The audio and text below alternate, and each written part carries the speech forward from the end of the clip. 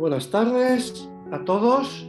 Somos ahora 14 participantes. Bienvenidos a nuestra novena aula magna de este año 2021. En esta ocasión tenemos con nosotros a David Montal. Buenas tardes, David. Buenas tardes, Carlos. Antes de empezar, deciros a todos que, como sabéis, el aula magna se está grabando solo para uso interno de la asociación de AZCA. Bueno, pues David es ingeniero y es ingeniero de telecomunicaciones, de modo que lo suyo es el trabajo de la comunicación a distancia, de la telecomunicación. Yo no sé si por la telecomunicación o por qué, pero está interesado en el trabajo espiritual. Al menos él nos dice que desde 2013 que empezó a trabajar con Sergi Pérez, que por cierto a Sergi le tendremos aquí en febrero. Empezó a trabajar con Sergi Pérez en el 2013 y colaboró con él en una iniciativa muy interesante de reunión de gente que trabaja alrededor de lo espiritual que se llamó Agora Vic. Agora Vic, por desgracia, no va a continuar, por al menos este año, ni el año que viene, pero fue una iniciativa muy interesante y allí conoció a María Pilar de Moreta y a Jordi Sapés. Y desde el año 2019 está trabajando con ellos en esta línea de trabajo espiritual guiada por la maestría de Antonio Blay. Bueno, pues este es David y él nos quiere hablar de los adolescentes y de lo que ha supuesto el trabajo espiritual para ayudar, me imagino que tendrás hijos adolescentes, para ayudar en la educación de esos hijos adolescentes y de quién sabe más. Correcto. Sí, sí. Pues bueno, si queréis empiezo. Voy a compartir. Me he preparado una pequeña presentación. Hay alguna cosa que sí que me servirá, otras son más de apoyo. ¿Vale? Y nada, vamos a ello. Entonces, bien, un poco este es el guión. Primero haré un poco de introducción, después hablaré de lo que es el concepto de horizonte vital y el relevo de generaciones. En ese contexto, lo que he recibido yo o de dónde yo he venido, cómo eso se puede aplicar a las generaciones, a mis hijos, las ideas de trabajo, y después haré un cierre. ¿Vale?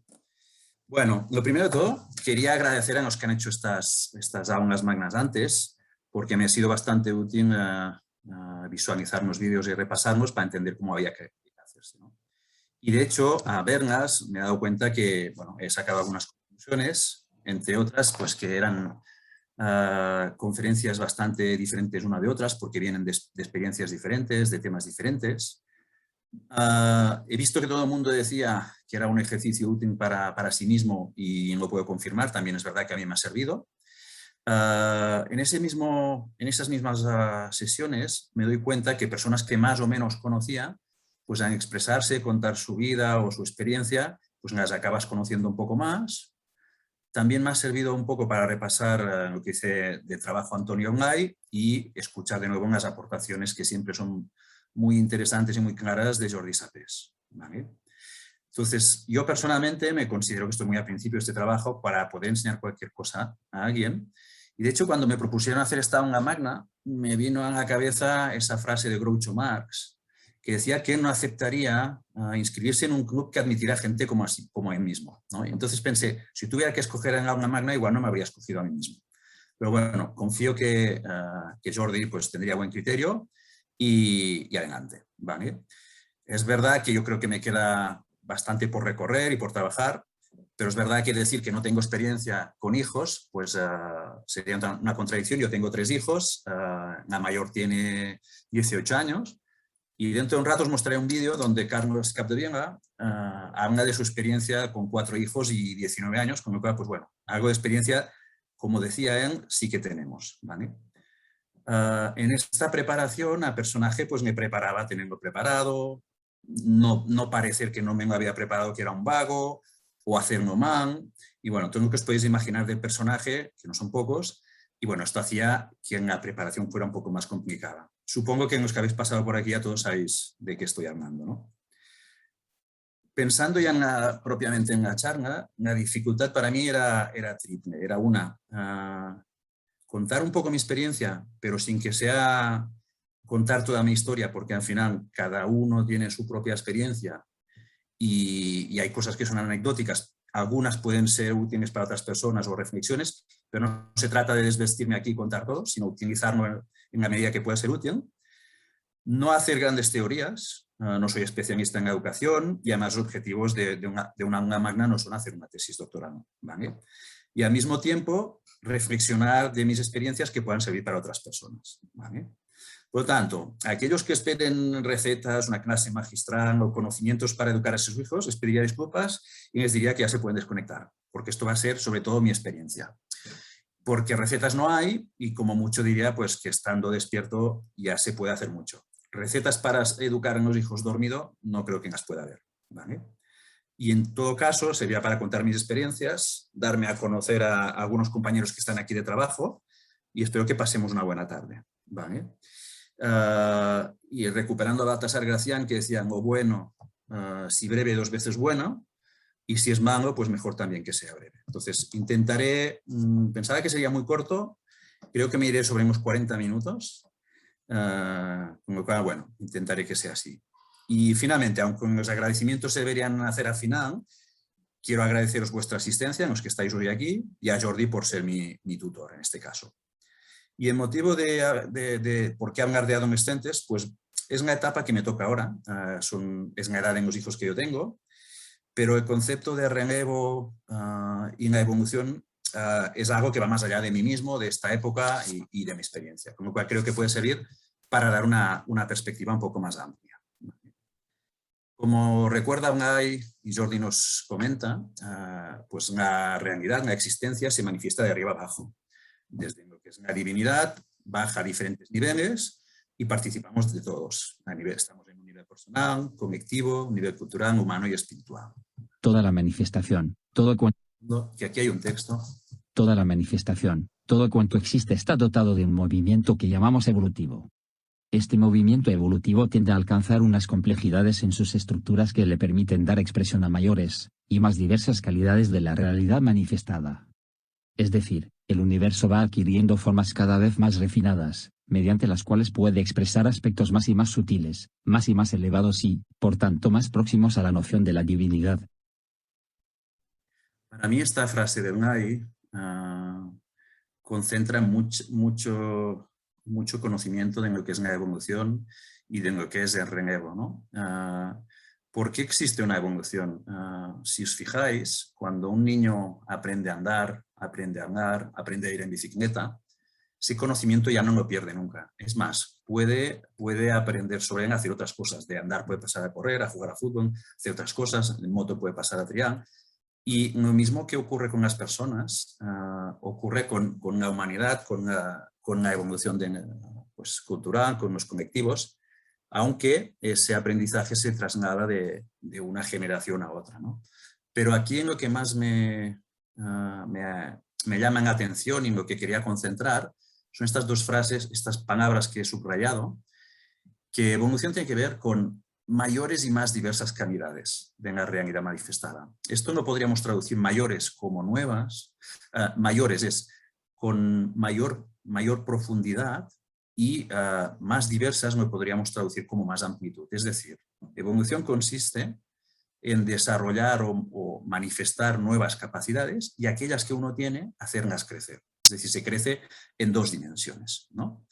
Esta evolución sucede al mismo tiempo que se produce un incremento de nivel de conciencia. De hecho, cuando vamos subiendo de nivel personal, colectivo, en la sociedad, vamos descubriendo que no somos individuos aislados y que cada uno de los niveles incluye a todos los demás que están por debajo, ¿vale? La manifestación del ser esencial se produce en un cuerpo físico, en unas circunstancias materiales y con una forma mental que resume la historia de la humanidad hasta el momento presente. En la medida en que existe una continuidad podemos hablar de una herencia colectiva, y también de un proceso de realización de la especie. Podemos pues hablar de un relevo generacional en todos los procesos que la humanidad desarrolla en la existencia, un relevo que se produce en los diferentes niveles, y en el que intervienen factores personales y grupales. La existencia humana se desarrolla en varios planos: el plano personal, el colectivo, el cultural, el humano y el espiritual. Bien, esta cita es de Jordi Sapés. Yo creo que resume bastante bien lo que estaba comentando y encadena lo que es la evolución con lo que es el relevo, el concepto de que a los distintos niveles se produce un traspaso de una generación a otra, de una cultura a otra, y que hay un progreso en la humanidad en los distintos niveles. Lo que ocurre es que tienen ciclos y tiempos diferentes. Una vida humana, 80 años. Un entorno cultural, pues 300, 400, lo que sea. Una raza, la humanidad, 2 millones de años, ¿no? Entonces, en los niveles superiores tienen ciclos de maduración mucho más lentos, periodos mucho más largos. Pero aún así, al estar dentro de todos, recibimos influencias de todos ellos, ¿vale? Entonces, para mí, lo que es la educación de los hijos en la luz de trabajo, tiene por objetivo hacer que evolucionen mucho en esta existencia, ellos personalmente, y que contribuyan a avanzar también en los niveles superiores, sea introduciendo cambios, denunciando en lo que no funciona, o este tipo de reflexiones. Y ahora, como os decía, hablando de relevo, el primer punto es de dónde vengo yo, que en algunas conferencias de estas de aula magna he visto que se compartían la experiencia de cómo llegar al trabajo, pero yo me voy a centrar en aquellos aspectos que cuando yo era niño se me trasladaron y cómo yo veo que el mundo ha cambiado desde entonces, y lo que yo tengo que evitar de caer en la tentación de recuperar cosas que ya no son vigentes porque eran de cuando yo era pequeño, ¿no? Entonces os contaré un poco quién soy yo. Os contaré mínimamente mi historia personal por dos motivos. El primero es que yo he recibido una educación en un contexto histórico diferente, con una historia particular familiar y que puedo decidir transmitir o no, ¿vale? Después, hace prácticamente 3 años que empecé trabajo con Jordi Sapés, después de percibir una demanda desde hacía tiempo y haber buscado distintas fuentes. Esta experiencia se ha trasladado en mi relación con mis hijos, ¿vale? En lo que es la educación con los hijos se establece una relación bidireccional, siendo la paternidad una oportunidad de actualización de potencial. Por una parte, el trabajo me sirve para educar y enseñar cosas que he aprendido a mis hijos, pero al revés también. La educación de mis hijos me sirve para profundizar en el trabajo desde la perspectiva y crecer yo mismo, ¿vale? Es decir, yo puedo trasladar, pero también aprendo de ellos y en estar con ellos me obliga pues, a despertar, a reflexionar y a pensar cómo es, ¿vale? Os cuento un poco de dónde vengo. Para contaros debo retroceder mínimamente a la historia de mis padres, que me educaron e inevitablemente, como hacemos todos, me condicionaron, ¿no? En este condicionamiento de los padres, las cosas buenas intentamos repetirlas, otras evitarlas, y gracias al personaje nos inventamos problemas ficticios, anacrónicos, que queremos evitar, pero que solo existían en la época de nuestros padres. Las reacciones que ellos tenían por su contexto, pues hoy ya no existen, ¿no? Y entonces, cuando estamos dormidos y en el personaje, tendemos a repetir eso de forma mecánica. Entonces, mis padres nacieron en el 32 y 38, en Vic, los dos. Mi padre fue huérfano de padre y madre antes de 8 años y por motivo de la guerra tuvo que vivir muy solo en un entorno familiar que me dio un sustento material y muy poco cariño. Él supo desde pequeño que debía buscarse en la vida por sí mismo, montó una empresa para no depender de nadie, para no tener jefe, y dedicó gran esfuerzo de su vida a garantizar el sustento material en la familia para compensar probablemente en lo que no había tenido, ¿vale? Mi madre era una hija pequeña en una época de cultura patriarcal a la que no se le dieron las mismas oportunidades que a sus hermanos. Tampoco es que sus hermanos tuvieran la oportunidad de estudiar. De hecho, mi abuelo, por ejemplo, que era pastor, ni siquiera sabía escribir, firmaba, supongo que con una X o alguna cosa así, pero no habían estudiado, ¿no? Y a nivel pues, religioso espiritual, ellos compartieron una afiliación en la JOC, que era Juventudes Obreras Católicas, que era un movimiento internacional de los años 50-60. ¿Vale? Y estas cosas de preocupación por el concepto material, irrelevancia y espiritualidad es algo que yo he recibido y que una parte ha ido al personaje. El segundo punto que quería comentar es la demanda, como he dicho antes, y aquí me gusta mucho una frase de Jordi que dice que para llegar al trabajo es necesario haber vivido lo suficiente y haber experimentado una decepción. Es decir, ver que las promesas y todo lo que te han trasladado en la educación, pues no te da lo que tú estabas esperando en la vida o que las cosas no funcionan como te han dicho. Y creo que eso es necesario para profundizar, ¿no? En mi caso, cómo se nace o cómo se gesta esa decepción, ¿no?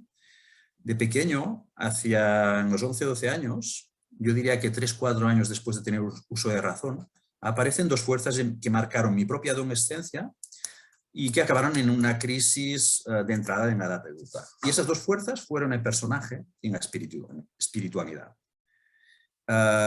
En cuanto a personaje, lo primero que tenía desde el yo ideal era una ilusión de perfeccionismo. La hipótesis, en el fondo, es parecida a lo que es el mito del pecado original y dice, tú has salido tarado con muchos defectos y tienes que esforzarte para corregirlos, para que no se vean y para ser querido o ser reconocido, ¿vale? En esa época, yo no es que tuviera una crisis de identidad porque tenía 3 o 4 identidades. Una era fiscal, era en personaje acusando, tomando notas de las cosas que no estaban bien. Otra era de juez, el personaje juzgando lo que había hecho y si estaba bien o no. Y otra simplemente era convicto ante el tribunal, que era a quien daban, a quien imponían una pena. Los que estáis en el trabajo ya sabéis de qué estoy hablando, de yo idea y de yo ideal, ¿vale? Después de la lectura en voz alta de los 2 primeros capítulos de Génesis, en clase de religión, me fascinaron los mitos de la Biblia y empecé a leerla desde una edad muy temprana. De hecho, recuerdo ese día como si fuera ayer, porque me impresionó que alguien pudiera saber cómo se había creado el mundo. Me parecía sorprendente y además esa prosodia de hubo una noche, hubo un día, día tercero, día cuarto, bueno, me quedó muy grabado, ¿no? Entonces, yo creo que eso encadenó con una demanda espiritual preexistente, porque vengo de una familia religiosa, practicante, de una vertiente muy devocional, ¿vale? De pequeño estuve en una escuela cristiana, tutelada por curas en el seminario de Vic, y con retrospectiva diría que estos curas creían que en las reformas de Vaticano II podrían llevarse a cabo. Nos enseñaron religión, hacíamos misa cada semana, Padre Nuestro en entrar a clase, nos mandaban a los niños a hablar con el obispo para que nos conociera, y nos acercaban a la figura y al mensaje de Jesús con amor, bien apartados de dogmatismo e imposición de ideas, fomentando espíritu crítico. Pero sobre todo, nos respetaban como personas completas. Y si lo explicara hoy en términos de trabajo, diría que nos trataban como la esencia y potenciales que ya somos, en palabras de Unai. Es decir, que no había que añadir nada más y que ya nos respetaban con 8, 10, 11 años por lo que somos, ¿vale? A diferencia de mis padres, mi espiritualidad no fue devocional, de centro emocional, sino más bien mística, del centro intelectual. Y esta constatación solamente la he podido reconocer haciendo ya trabajo. E imagino que en la relación que tenemos con Dios se puede hacer desde distintas perspectivas, igual que hay diferentes tipos de yoga: Hatha Yoga físico, Karma Yoga, Bhakti, Raja Yoga, Dhyana Yoga, Maha Yoga o Zen, ¿no? En mi caso fue diferente de mis padres, pero algo trasladado. Y ahora voy a acelerar un poco. Como adolescente, además de ir a la escuela, hacía natación de competición, tocaba piano, me enseñaba un sacerdote pariente de mi padre. Fui a un centro de alto rendimiento de natación de la Federación Catalana, donde encontré una mentalidad más abierta que en mi ciudad natal de Vic. Y en esa época, mi identidad de fiscal y juez me decían que podría integrarme en aquel mundo mejor si ponía mi parte, y intentaba construir una identidad que fuera un nadador que además podía estudiar y sacar buenas notas, ¿vale? Había evolucionado un poco, ya no me hacía todo mal, pero seguía habiendo una dependencia muy de cara afuera. Después salto un poco, estudié Ingeniería de Telecomunicaciones en Barcelona, hice un Erasmus de 2 años en París, proyecto fin de carrera en Estados Unidos, en la Universidad de Maryland. Y en la época universitaria, accidentalmente, caí en un colegio mayor tutelado por Opus Dei. ¿Vale? Ahí recibí una buena dosis de formación religiosa, quizás teológica, exposición a un modelo de catolicismo conservador, retrógrado, donde recordaba decenas de normas morales que iban engordando yo idea. y me transmitieron, en ese entorno me transmitió una imagen de una iglesia apartada de mensaje evangélico de Cristo, ¿vale? De hecho, ese comportamiento me recordaba fariseísmo, en el sentido de que el respeto era para las normas y no por las intenciones, ¿vale? De hecho, ahondando un poco en esta obsesión por las normas, recuerdo que mi padre tenía un amigo, se llamaba Jaume, que decía que había estudiado toda la teología para saber qué pecados se podían cometer, a ver cuáles se les habían escapado, ¿no? Entonces, bueno, me hacía un poco de gracia ver tanto conocimiento de las normas, pero que en el día a día eso no se convertía en hechos, ¿no? Y yo creo que lamentablemente Juan Pablo II dejó en nada las buenas intenciones de Vaticano II, y lo que yo veía en ese entorno pues acaba siendo habitual en la Iglesia. Al preparar esta charla me he dado cuenta que eso condicionó lo que busqué a continuación en el tema de espiritualidad, ¿vale? En esa época mi esperanza, o una esperanza de personaje, diríamos, era que la inteligencia pudiera solucionar los problemas de personaje, pero esto no funcionaba, ¿vale? Eso yo creo que es la primera idea que yo descubrí de mi propio personaje mucho antes de trabajo, ¿no? De ese convencimiento ciego de que con la inteligencia las cosas se arreglarían. Pero no era así. Y con todo esto, que pasaron años, pues la decepción fue en aumento, hubo una crisis, ¿vale? Tuve una desconexión de fondo, angustia de identidad y soledad, pensaba que eras diferente, te cuesta integrarte, e impotencia. Y aunque a los ojos externos mi periplo, mis estudios, era una versión triunfante de David, la inevitable crisis que se proyectaba acabó de materializarse en manos del juez y fiscal interior que os he contado. Yo no era feliz, no tenía ilusión por vivir, y era una crisis de soledad e identidad que acabó en una depresión. Y yo busqué refugio en la religión, ¿vale? Y en la parte de la demanda busqué fuera, busqué modelos intelectuales, espirituales, y desengañado del catolicismo, yendo a los orígenes, releyendo el Antiguo Testamento, buscando raíces del cristianismo en el judaísmo, leí obras de psicoanalistas judíos por combinar un poco tanto en la parte psicológica como espiritual, Freud, Jung, Schwartz, Oswald. Leí sobre budismo, hinduismo, sobre religión judía, sobre la Cábala, sobre meditación, sobre la Biblia.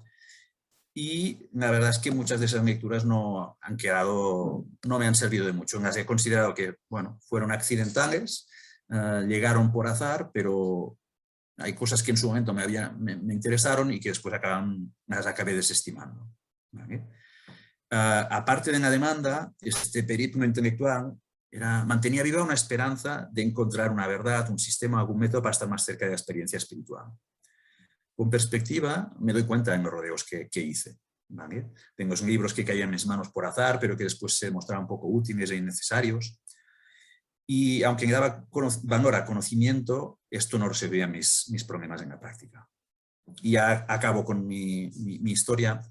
Por una serie de coincidencias, pues me recomendaron el centro donde trabaja Sergi Pérez, empecé a meditar, a despertar, esperando que con un grupo el progreso sería más rápido, ¿vale? Después de recibir una caja de herramientas, como dice Sergi, para despertar, pues en los últimos cursos ahí me devolvían a la Cábala y yo me di cuenta que eso no era un sistema que me sirviera ni que fuera completa y quería abandonarlo. Y empecé a leer a Blay porque me lo recomendó Jordi en una Agora, ¿vale? Entonces, yo llevo 3 mochilas de lo que decíamos de relevo, de la evolución. La familiar, la que es social y la que es la parte religiosa, ¿vale? En la familiar, pues tengo que mirar de no traspasarlas a mis hijos, o al menos no todo, porque coartaría su evolución. Les dejaría preparados para vivir en los años 50, 60, que es donde vivieron mis padres, o en los 90, que es donde viví mi juventud yo, ¿no? Y ellos son hijos de los años 20, ¿vale? En el aspecto social, aunque las cosas han mejorado mucho, en otras hemos ido a peor. Y ellos podrán ayudar a contribuir a arreglarlo o a someterse. De hecho, decía Joseph Campbell en una introducción de un libro suyo donde comenta con George Lucas cuál es el mensaje de la trilogía de Star Wars. George Lucas dice: el mensaje de todo lo que he hecho es que la tecnología no va a salvar la humanidad. La humanidad no se salva a través de la tecnología, sino que se salva a través del humanismo, ¿no? Entonces vivimos en una época que está sobrevalorada en la tecnología, el progreso, en la economía, y que realmente se está demostrando que no nos llevan a ningún sitio. Y eso es algo que yo he vivido y que ellos verán de algo forma diferente. Vale. Venga, bueno, aquí soy yo, de la flauta. Nada más. Vale. Bueno, ¿cómo trabajo? ¿Cómo podemos aplicar ideas de trabajo? ¿Vale? Nuestros hijos reciben influencia de lo que es la familia nuclear, que podemos ser los padres, hermanos, básicamente. Pero reciben muchas otras influencias. La familia extendida, la escuela, sus amigos, las redes sociales, la religión, las ideologías, la cultura, la humanidad, la raza. Y aunque nosotros quisiéramos controlar todo lo que ellos reciben, realmente es imposible, porque les llega muchas cosas que no podemos llegar a controlar, ¿vale? Entonces, ¿qué ocurre? Ellos reciben estos inputs y el personaje que han ido adquiriendo para adaptarse a todos estos entornos y a estos niveles hace que la respuesta no sea desde el potencial, desde el fondo, sino que rebota, y la respuesta que dan es una respuesta automática desde el personaje, ¿vale? El niño, aunque no debería ser así, la educación acaba durmiendo, desconectando de fondo, y se le transmite o se crea un nuevo personaje que le hace vivir en una pesadilla alienante. Y aunque no debería ser natural, eso es lo que ocurre. A nivel colectivo, como educadores, pues los padres tenemos una presión muy importante por la proximidad, por la responsabilidad, por la intensidad, por no repetir nuestra historia, que nos hace un poco, nos pone en una situación en la picota, ¿no? De alguna forma. Pero claro, nosotros además también seguimos evolucionando, ¿vale? Y finalmente, en lo que no son los niveles más cercanos, los niveles superiores, cultural y humano, van evolucionando a una velocidad muy lenta, pero las distintas personas que integran estos niveles están en momentos diferentes, velocidades diferentes. Por ejemplo, en la sociedad actual hay unos líderes que tienen poder, que tienen dinero, hay una gran masa media, hay unos marginados, hay unas personas despiertas, y nuestros hijos encuentran, interactúan o reciben inputs de todos ellos. Con lo cual, pues velocidades lentas, intereses diferentes, influencias desde muchos sitios, ¿vale? La resistencia al cambio es una causa de las crisis que descienden desde arriba para hacer evolucionar el mundo. Y bueno, aquí decimos que la primera creación de potencial inteligencia es en la mente, y ahí es donde reside este personaje que hemos visto, ¿vale? En forma de ideas más o menos conscientes. Y lo que buscamos es, aumentando la inteligencia, ves que las estrellas ahora se ven más en el fondo, está un poco más iluminado, lo que buscamos es conseguir esto, ¿vale? Que todos estos inputs que vengan obtengan una respuesta directamente del fondo, actualizando el potencial de amor, inteligencia y energía que somos, ¿vale? Ese es el objetivo. Y ahora os voy a poner un vídeo. Hay solo tres opciones, ¿no? Esta teoría de la relatividad casi es los mejores aprendizajes. El otro es un poco más complejo.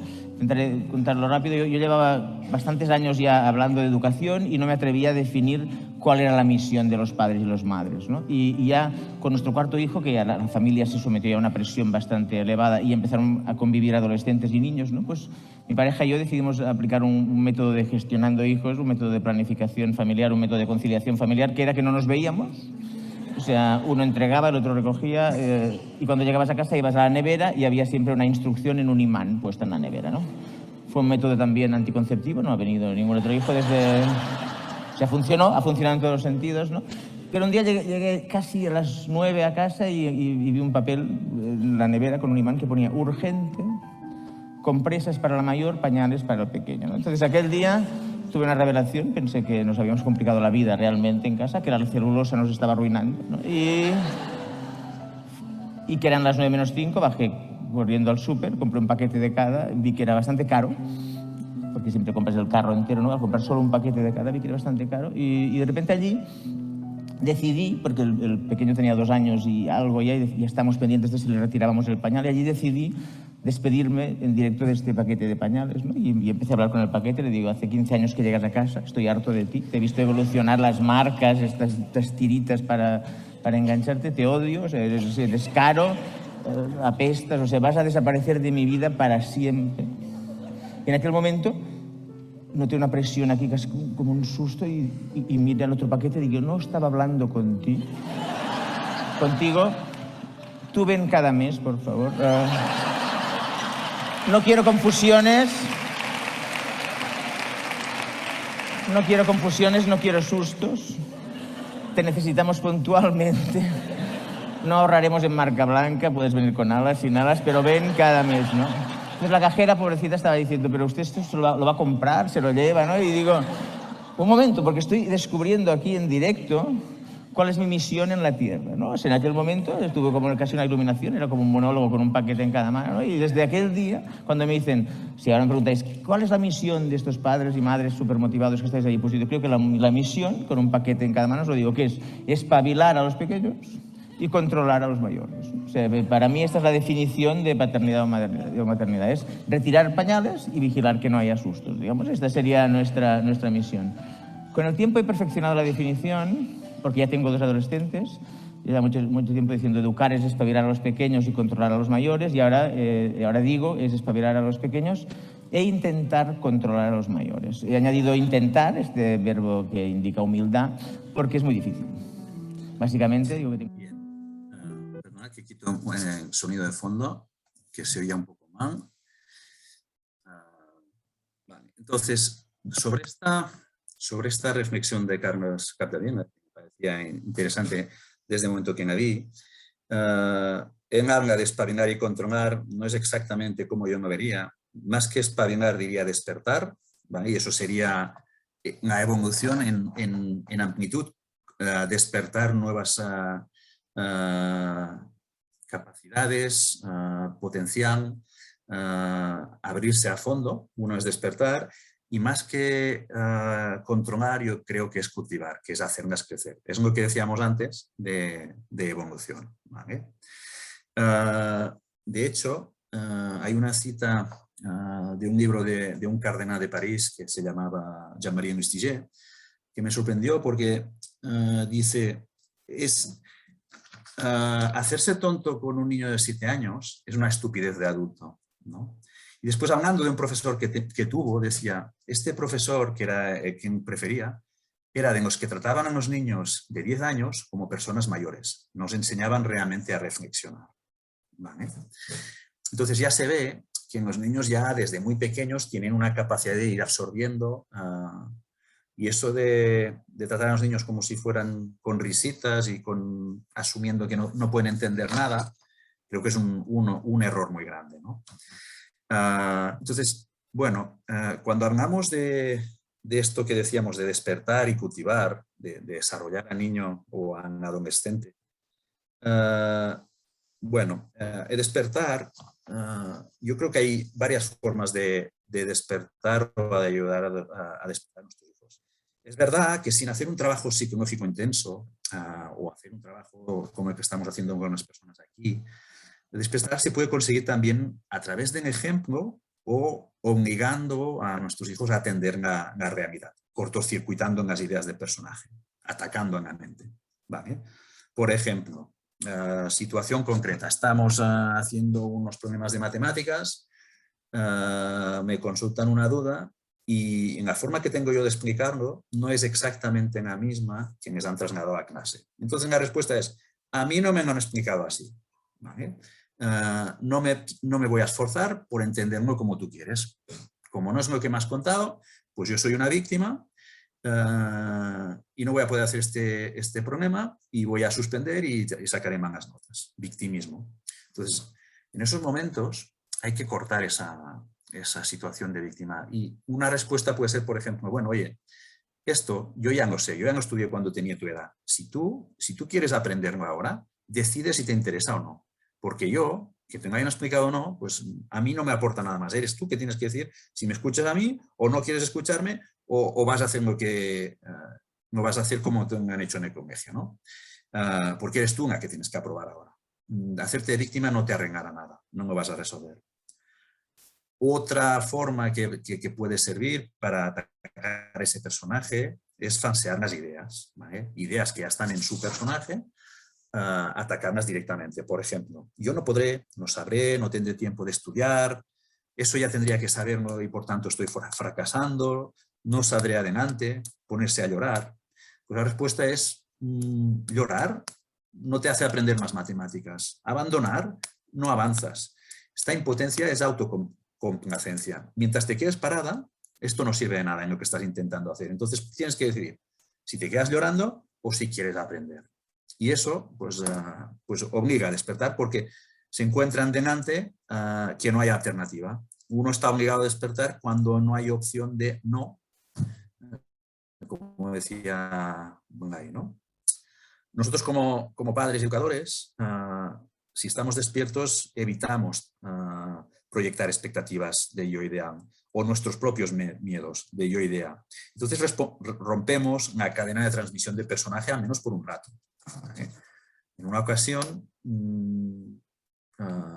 uno de los míos decía, es que a ti no te importo, me vas a decir que no si te pido lo que le he pedido a mamá y a mamá me ha dicho que no, a ver qué me dices tú. Me estaba intentando manipular, es decir, antes de pedirme lo que me iba a pedir, ya me estaba intentando condicionar emocionalmente. Entonces fue muy divertido porque su hermana mayor dijo, pero estás manipulando a papá. Dice, ¿por qué me quieres hacer sentir mal?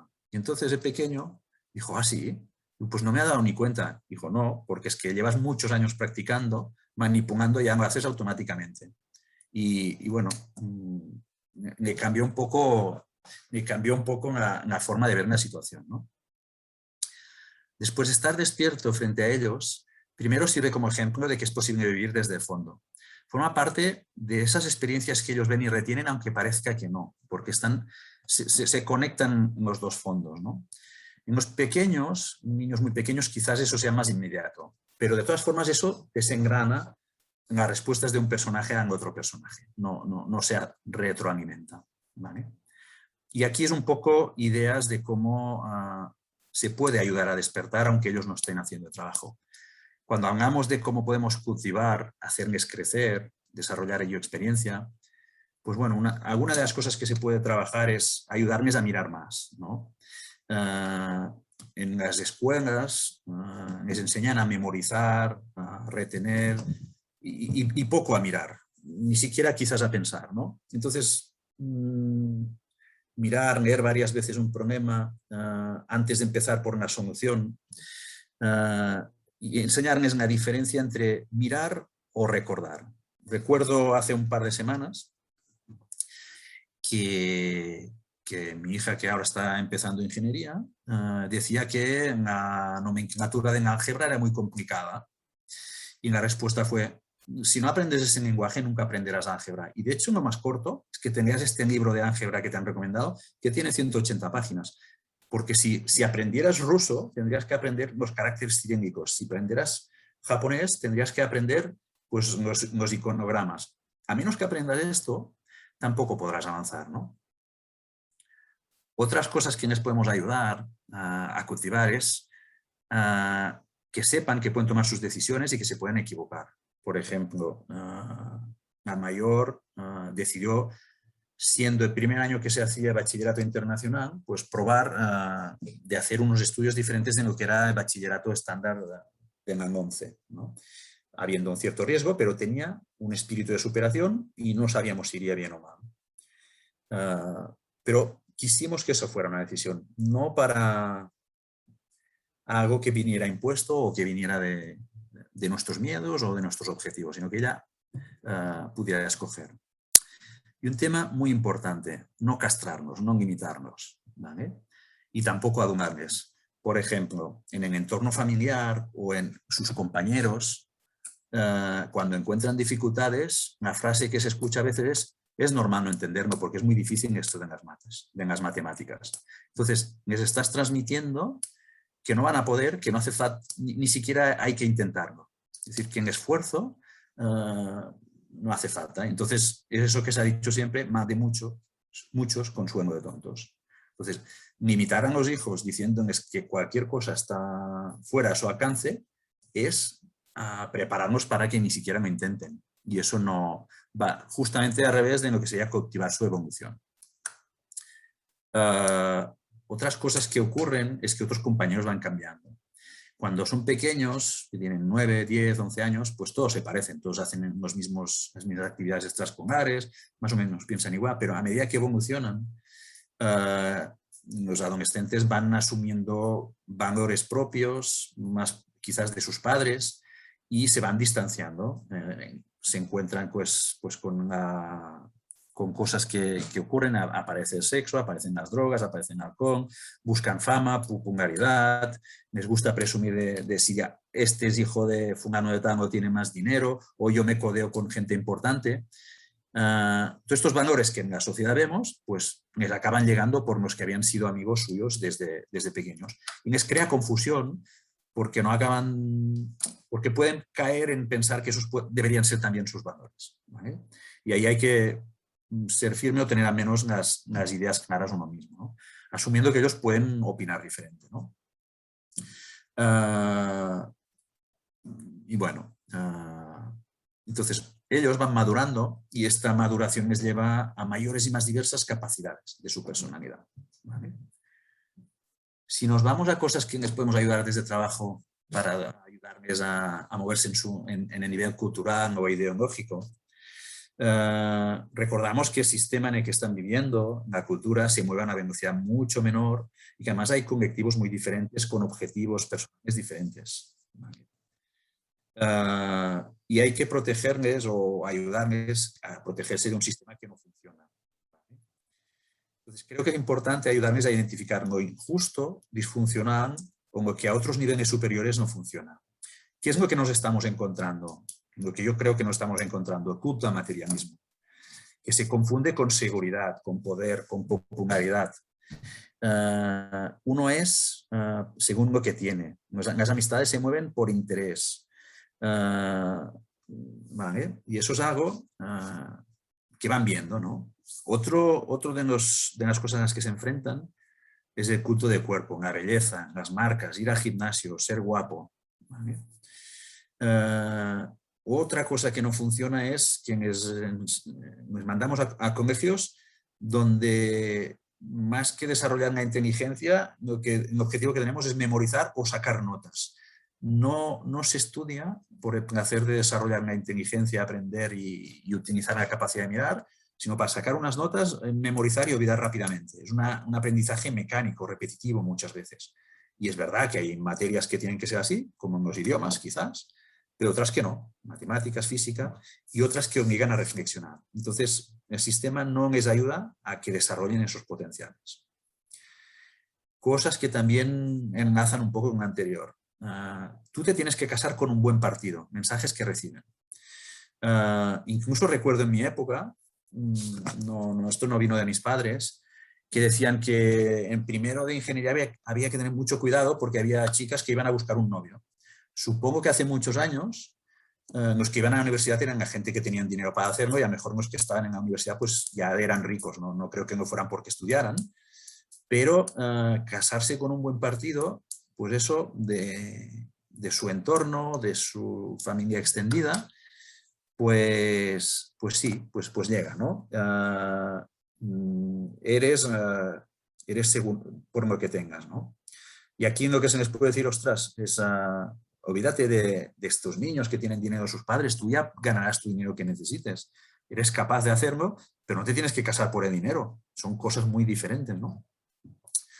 Otra cosa que les puede confundir es el culto al deseo, la cosificación del sexo, la destrucción del amor, la sexualidad, el nuevo sexo.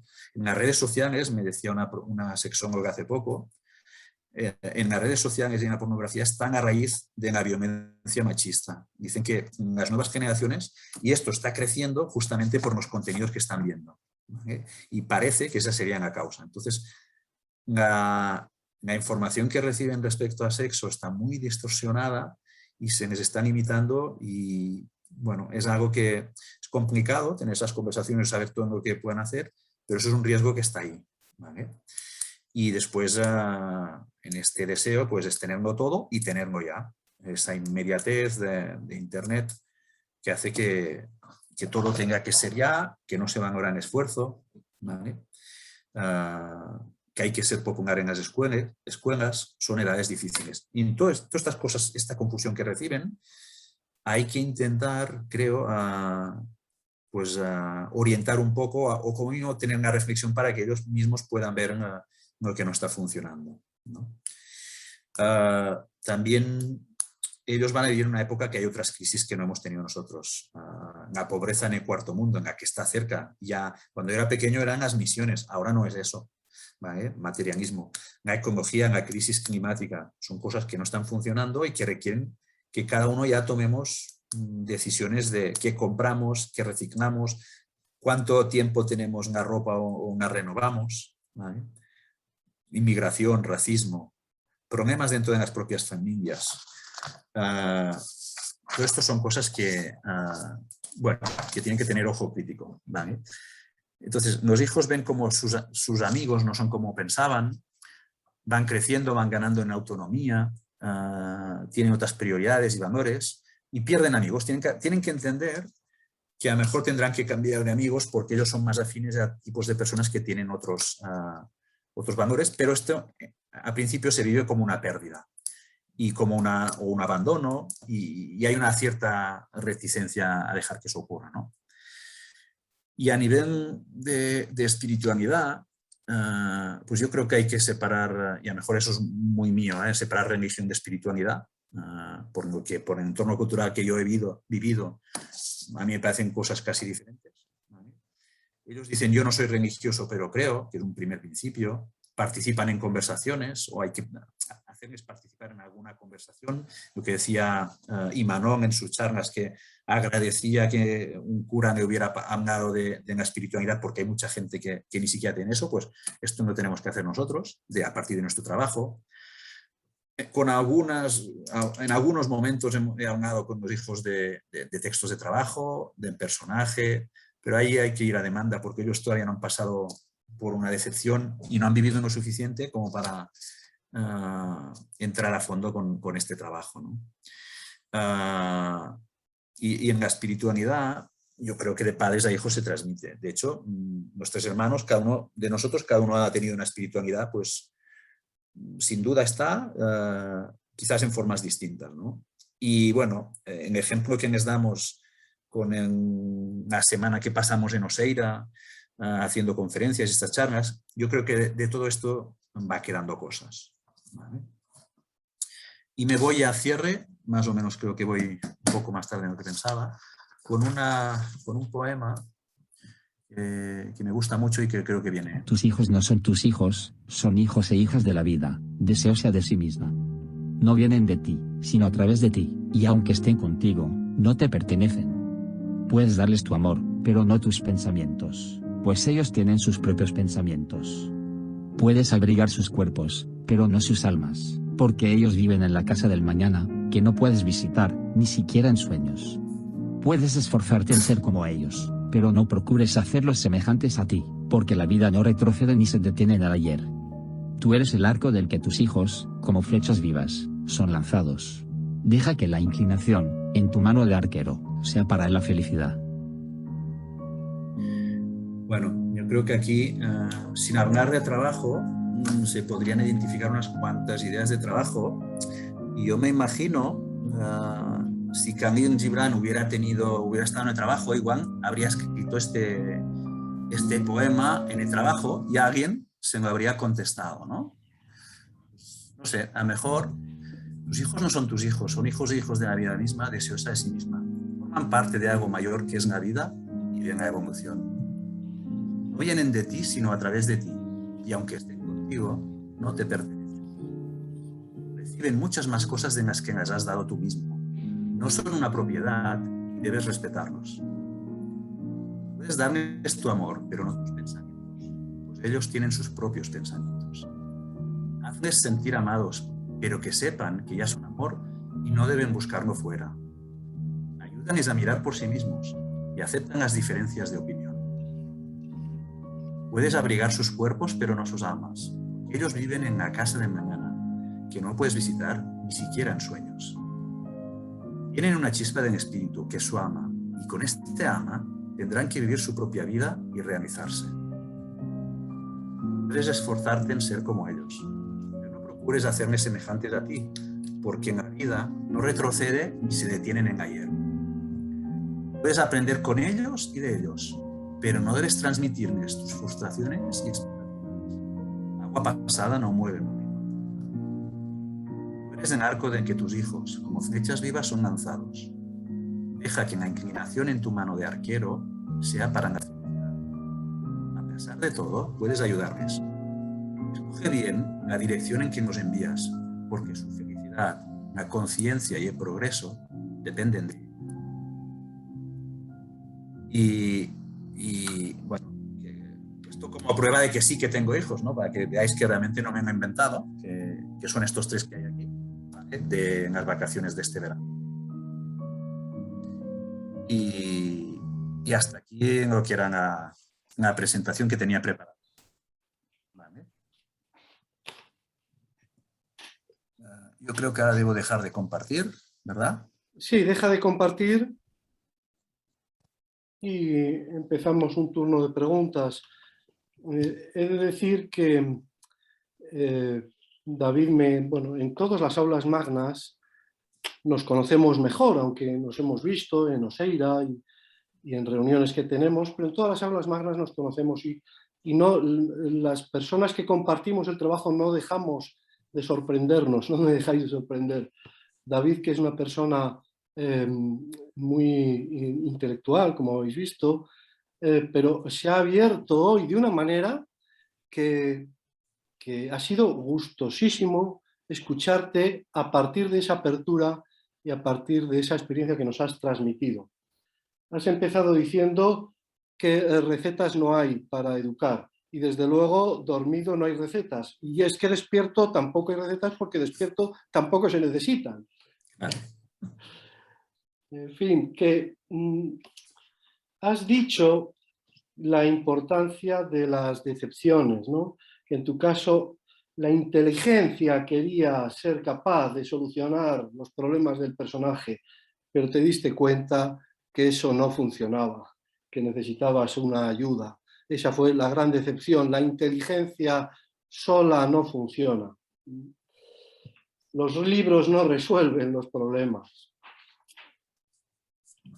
Bueno, has puesto la importancia que para ti era no repetir en la educación a los hijos la historia nuestra, no transmitirles nuestros propios problemas, nuestras propias frustraciones, ¿no?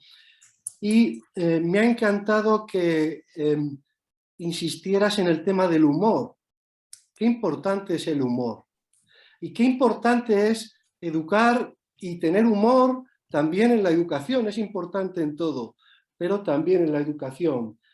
Pero claro, con humor, este hombre Capdevila nos hablaba que hay que espabilar a los pequeños y controlar a los mayores. Tú decías, mejor que espabilar, despertar a los pequeños y mejor que controlar a los mayores, hacerlos crecer.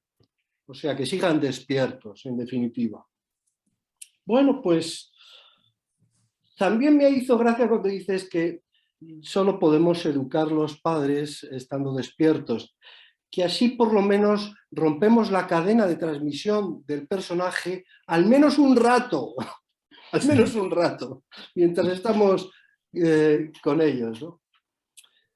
Bueno, y has hecho toda una explicación cultural y espiritual de cuáles son los problemas que tienen ahora los chicos y ese broche final con la poesía de Khalil Gibran. Es el momento de que empecéis a preguntar e intentéis sacar más jugo todavía, si cabe, de toda esta experiencia que nos ha transmitido David. Venga, adelante el turno de preguntas.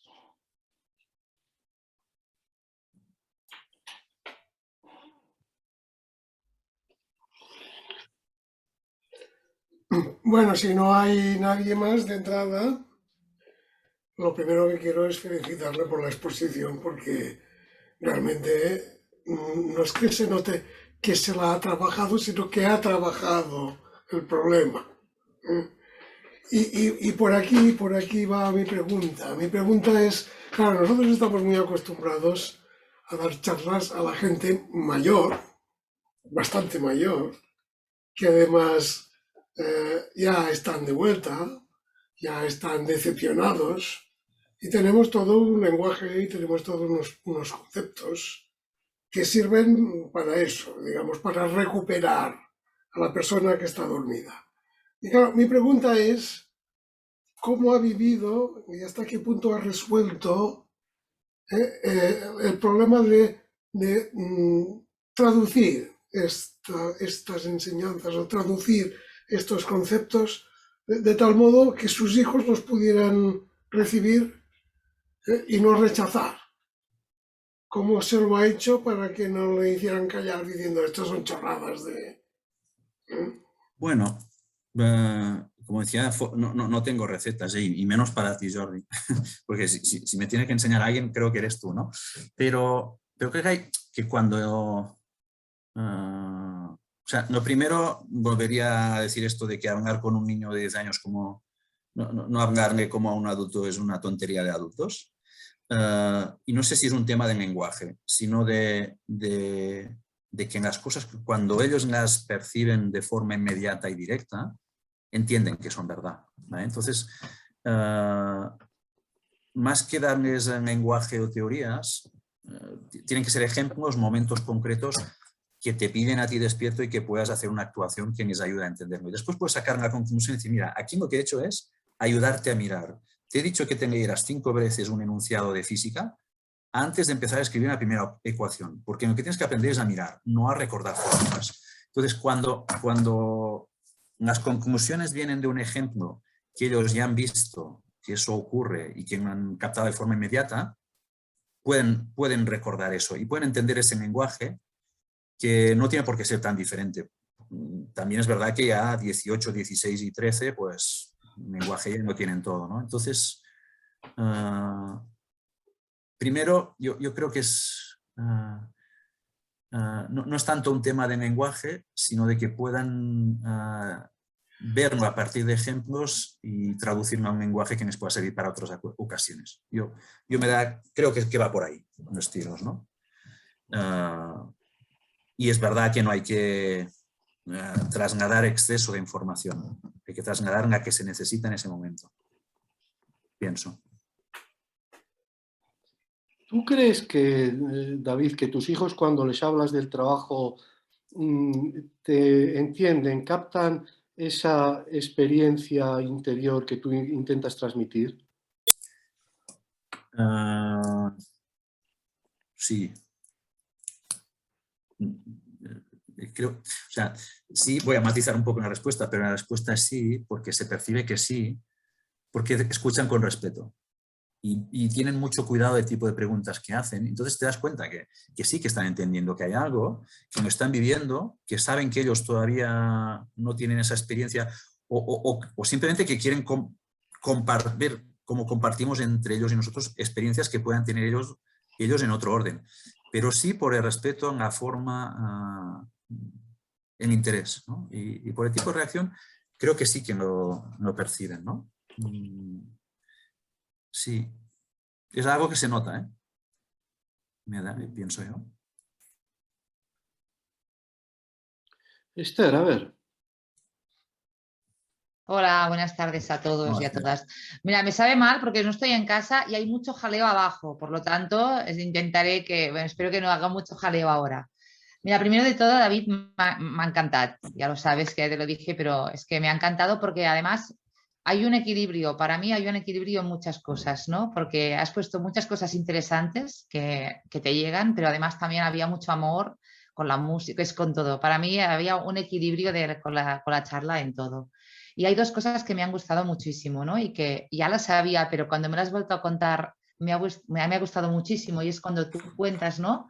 Cuando te cuentan la historia de cómo se ha creado el mundo, ¿no? Y la cara que pones y cómo lo cuentas, es que me encanta, ¿no? Y se ve esto que tienen los niños, ¿no? Y las niñas, que es que se maravillan con todo, ¿no? Ya cuando a ti te llega este mensaje y es esto, wow, ¿cómo me lo pueden contar? Es esto. ¿Y tú lo cuentas así también, o como yo lo he recibido es así? No había nadie, sí, no había nadie, nadie estuvo ahí para contarlo, ¿cómo pueden saberlo? Ya, pero como tú lo cuentas, es una Ya. pasada, ¿no? Como tú te ha llegado este mensaje, ¿no? Que tan profundo, y tú eras un niño, y cómo te llegó, y me encantó. Y luego también me ha gustado mucho la idea que tú, cuando cuentas más adelante, después de Carles Capdevila, que también me gusta mucho porque le has puesto humor, y yo creo que está muy bien también. Me ha ido bien también para descansar un rato, ¿eh? Entonces Y nosotros nos hemos reído, que eso también se Exacto. agradece, ¿eh? Era eso Porque a también. veces todo es muy serio, y el trabajo a veces Que también yo nos lo como soy tomamos muy serio, serio. como yo soy serio, si os pego una chapa de 1 hora, pues digo, bueno, al menos que tengan un par de minutos ahí Pues para gracias, David. desconectar. Pero cuando has desarrollado la idea del despertar y el cultivar, ¿sabes? Que tú has hablado del despertar y el cultivar, ¿no? Yo el cultivar me ha encantado la idea esta, ¿no? Pues por el hecho esto de cultivar, que lo que quiere, ¿no? Es cultivar, plantar pues una semilla, regarla, cuidarla para que crezca, que esto también me encanta la metáfora. Y también cuando hablas del despertar, ¿tú no te parece que a lo mejor en vez de despertar, o podría ser conectar? Porque si partimos de la base que los niños y las niñas ya están, ya vienen, pues no sería a lo mejor despertar, sino que conectar con lo que ya son, con la esencia. Si tuvieran 15 años menos, sí. Ajá. Bueno, tú que parlaves d'ara. Claro, yo si Hablabas de tu hablamos momento actual. Claro, si hablamos de adolescentes, yo creo que ya seguramente están desconectados, y entonces es reconectar o despertar. Si fueran más pequeños, igual es eso, que todavía no han desconectado de todo. Pero bueno, no sé si hay mucha diferencia entre reconectar y despertar. Igual eso se parece, ¿no? No sé. Seguro. Pero es Pero verdad lo que que sepas es, las edades son muy diferentes. pero que sepas que Iván y María Pilar te vamos a robar ideas, ¿no? Iván y María Pilar, o alguna diapositiva, ¿no? Le vamos a robar ideas, diapositiva al poema, alguna cosa, ¿no? He hecho muchas fotos, tranquila, Esther. No, pues no puedo pasar, no hace falta que... Gracias, David. No, vamos, faltaría más. Y una cosa que contaba cuando la preparaba, que me ha saltado, que esto en las redes sociales, yo me río un poco de ellas, porque algunas veces cenando a casa dicen, oye, mira, Marta Pombo, no sé qué, o las Kardashian, o no sé cuántos influencers, ¿no? Entonces, yo en mi casa, a las Kardashian y a las Pombo, les digo que son sus primas, porque las conocen más que sus primas de verdad. Entonces digo, ¿qué hacen las primas Kardashian? ¿Qué han hecho hoy? Mira en Instagram a ver qué han hecho, para reírme un poco de la importancia que se me da a personas que no están en su vida y que tienen unos valores y una superficialidad y que condicionan tanto que digo, ¿cómo están las primas Kardashian hoy? ¿Qué han hecho? Y para que vean que eso no tiene mucho futuro, ¿no? Entonces me río así, de esta forma un poco cínica. Sí, bueno, hay un tema muy interesante que tú has tocado, que es el de la importancia del grupo en la adolescencia, y que se den cuenta que pueden estar en contra de las opiniones del grupo. Pero claro, es tan fuerte la presión, y hoy en día que no sepa quién es Kardashian, que yo no tengo ni idea de quién es, ni de la otra. Mejor para ti, No te pierdes mucho. Bueno, Imanol. Voy. Estoy por aquí. Bueno, David, oye, enhorabuena por la exposición, que ha sido súper entretenida. Tú te tienes por un tío serio, pero yo que te conozco, lo de serio tienes, bueno, poquito. A ver, a mí hay ciertas cosas que me llaman un poquito la atención con el tema de la educación de un padre consciente a sus hijos, ¿vale? O sea, suponemos que hay un padre despierto, y ese padre despierto intenta educar a sus hijos desde la conciencia de lo que él es, ¿no? Entonces, a nivel intelectual, pues igual puede quedar un poquito claro el sentido de decir, oye, pues mira, tú no eres un 7 o un 8 en matemáticas, ¿vale? O sea, tú no eres un resultado, sino tú eres la capacidad de comprender, que a fin de cuentas yo creo que es lo que interesa, transmitir al niño, que no es el resultado, sino la capacidad en sí, ¿vale? A nivel intelectual lo tengo claro, pero a nivel relacional, a nivel del amor, a nivel del afecto, ¿cómo puedes tú hacerle ver al niño que él es capacidad de amar? A nivel práctico, a nivel concreto, ¿de qué forma tú crees que tú puedes hacerle entender o comprender al niño que es capacidad de amar y compartir con el grupo, y etcétera? Pregunta difícil, ¿eh? No tengo una respuesta directa, pero bueno, vamos a intentarlo. Bueno, yo creo que la capacidad de amar no es únicamente con las personas, también es con las cosas, animales, objetos, cuidar las cosas y en cualquier relación que como persona establecemos con lo que nos rodea, ¿no? Con las otras personas, pues probablemente entenderlas o estar cerca de ellas. ¿Cómo hacerlo? Pues yo creo que una forma más o menos inmediata es enseñarles que una cosa es la persona y la otra es del personaje desde el cual se relaciona. Que a veces pues, exaltan o demonizan ciertos comportamientos y hay detrás una persona con la que se tendrían que relacionar que no la están viendo en ese momento. Entonces recordar ese tipo de cosas yo creo que puede ayudar a abrir esa puerta de lo que es una capacidad del amor, ¿no? Y al final es como tú te relacionas con el mundo, es una expresión de ese amor, ¿vale? Pero no tengo mucha más respuesta aquí, ¿eh? La verdad es que sí, quizás en la inteligencia es más evidente, en la otra, pues no lo tengo tan claro, la verdad. No tengo tan claro. Pero ¿no crees que a lo mejor también, ¿no? El hecho ¿no? de despertar, porque al despertar, como ya vives desde un nivel diferente al que vivías, también aprendes a relacionarte de una forma diferente y por mi experiencia es lo que yo he notado, ¿no? Los vínculos de amor para mí se fortalecen porque yo evidentemente quiero a mis hijos un montón, pero como los quiero ahora, no sé cómo contároslo, como los amo, ¿eh? No los quiero, los amo, como amo a mis hijos ahora, es distinto y no sabría explicarlo porque y yo creo que es en el amor justamente es justamente con la experiencia, ¿no? Con el ejemplo, ¿no? Con lo que puedes predicar, no sé, ¿eh? Quizás una de las cosas que les ocurre es que a veces creen que no tienen alternativa de cómo se relacionan. Es decir, si esta niña me ha hecho esto, me tengo que quejar o tengo que reaccionar, ¿no? Entonces, decirles que su reacción a lo que ocurre con otras personas es algo que ellos pueden escoger, yo creo que es abrirles la puerta en amor, ¿no? Tú no estás obligado a enfadarte, tú no estás obligado a... Tú tienes la posibilidad de despertar y escoger, ¿no? Cómo te quieres relacionar. Porque ellos creen que no, que si alguien les hace una trastada, pues ya es que no puedo dar otra respuesta que en la que voy a dar. Y eso yo creo que es una forma de provocar que despierten, que sepan que ellos pueden decidir cómo se relacionan, ¿no? Sí, yo creo que... Y no juzgar a las personas, sino no juzgar por el personaje también. Yo diría aquí que en estos momentos, en este mundo en el que estamos viviendo, el amor tiene dos problemas. Uno, que se identifica con la obligación. La obligación de los padres de querer a los hijos, de los hijos de querer a los padres. En fin, todo un entramado de obligaciones. Y luego, en segundo lugar, que estamos pasando, y en esto hemos mejorado bastante, pero estamos en el aspecto emocional, es de los aspectos en los que nosotros, los mayores, estábamos más reprimidos.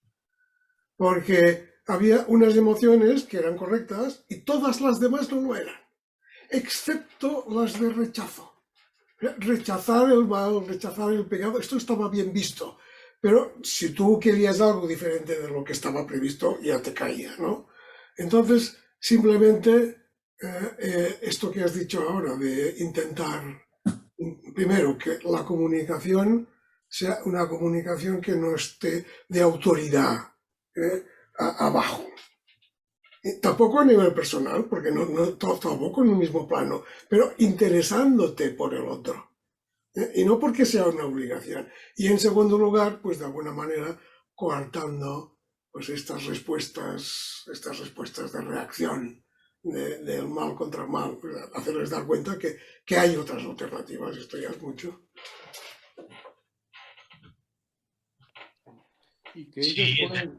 de alguna forma es, bajo mi punto de vista, lo apuntaba muy bien Jordi, interesarte por el ser humano. O sea, normalmente nos fijamos un poquito en el comportamiento y reaccionamos sobre el comportamiento. Los adultos somos así también. O sea, según reaccionan, tú reaccionas. Entonces, darle la alternativa al niño que detrás de un comportamiento al niño, al adolescente,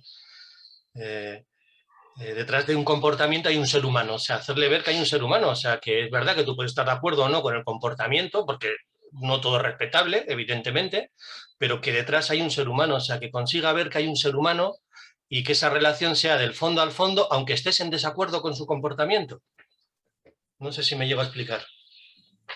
Sí, sí, perfectamente. Creo, además, no puedo estar más de acuerdo. Sí, sí.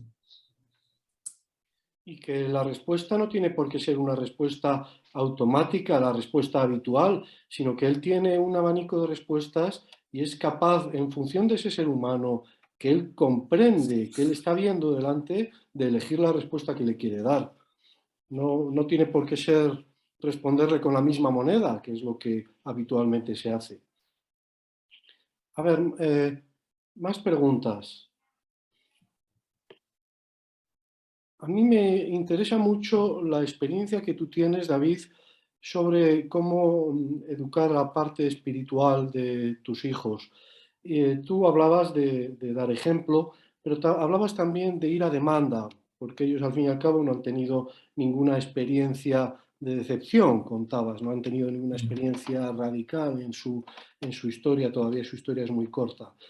¿Tú recuerdas alguna demanda que te hayan hecho tus hijos recientemente o en el pasado y la respuesta que has podido dar tú a esa demanda espiritual, ellos no lo habrán, seguro que no lo han preguntado así, ¿no?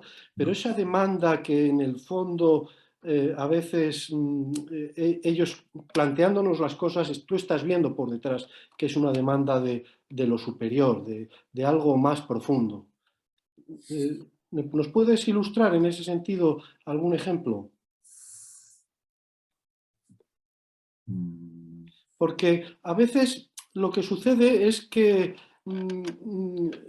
¿cómo educar en lo espiritual? ¿Cómo educar en lo espiritual? Y no nos damos cuenta que para educar en lo espiritual no hay que estar hablando de lo espiritual, hay que estar despierto y hay que relacionarse con todo el mundo de esa manera. Y con los hijos o con las personas que te toca educar, en mi caso el nieto, ¿no? A mí me preocupaba mucho. ¿Y cómo puedo yo empezar ya desde pequeño a educar en lo espiritual? Y no hay que hablar de lo espiritual sin hablar, sin contar Sí. esta palabra, ¿no? Y yo estoy seguro que los adolescentes de alguna forma notan en su vida esa parte que esa intuición de eso que tienen que llenar, que está sin resolver, ¿no? Yo creo, yo te daré dos respuestas. Ejemplos concretos, no hay el gran ejemplo de decir, pues mira, este día hubo esta conversación y pasó esto. No, eso no está. Entonces, te daré dos respuestas. Una es, tengo mucha manía con la idea que nos han puesto, que nos han acabado metiendo, que lo importante es creer en Dios. Es esa obediencia a dogma, ¿no? Que eso viene de nuestra cultura, ¿no?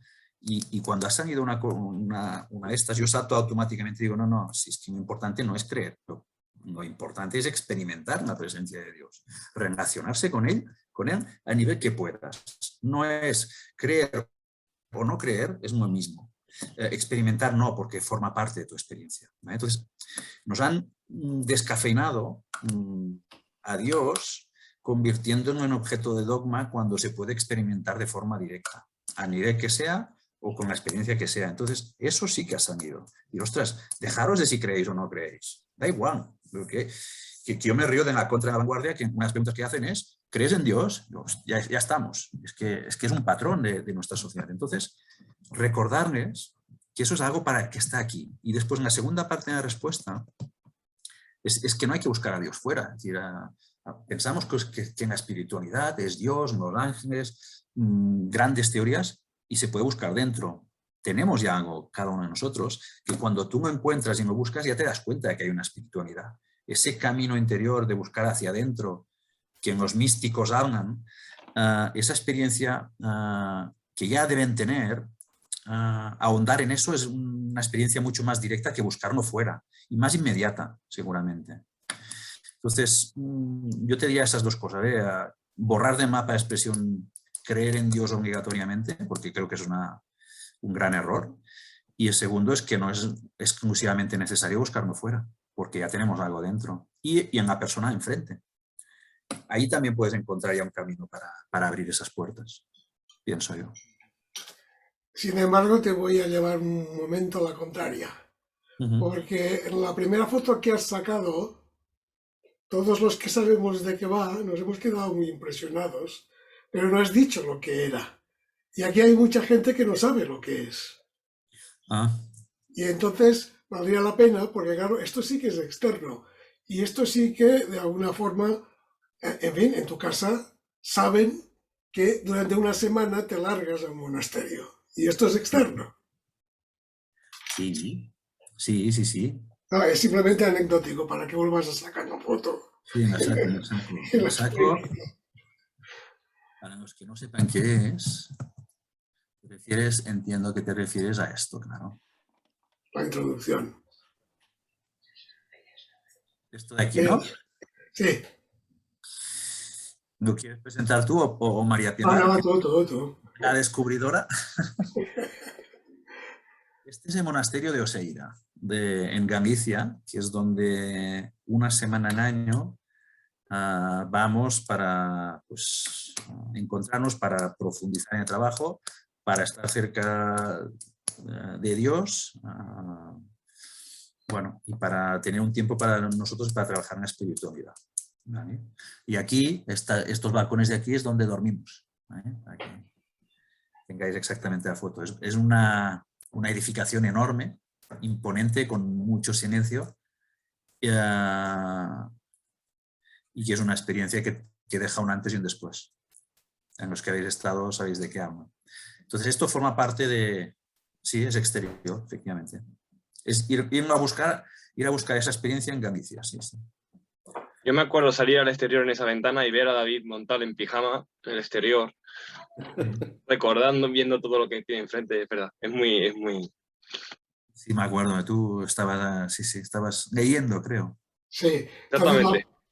La cuestión era cómo se vivía, cómo han vivido tus hijos esta retirada, digamos, durante una semana a una cosa que, en fin, que no es habitual. Bueno, pues con respeto, con curiosidad, y yo creo que pensando que eso forma parte de otras cosas que ya ven durante todo el año, ¿no? Que no es algo excepcional, porque si no es que no entenderían nada. Entonces preguntan, lo viven yo diría con respeto, básicamente. Creo que lo entienden, y creo que lo entienden. A nivel que ellos quieren profundizar, preguntan, ¿pero qué hace? En mi experiencia personal también es que, para que con respeto, pero con interés también cuando llegas, ¿no? Porque lo que tienes que dosificar, no puedes llegar allí y meterles un rollo de todo, sino que ya van saliendo las cosas, ¿sabes? Como poquito a poco, como en pluja fina, ¿sabes?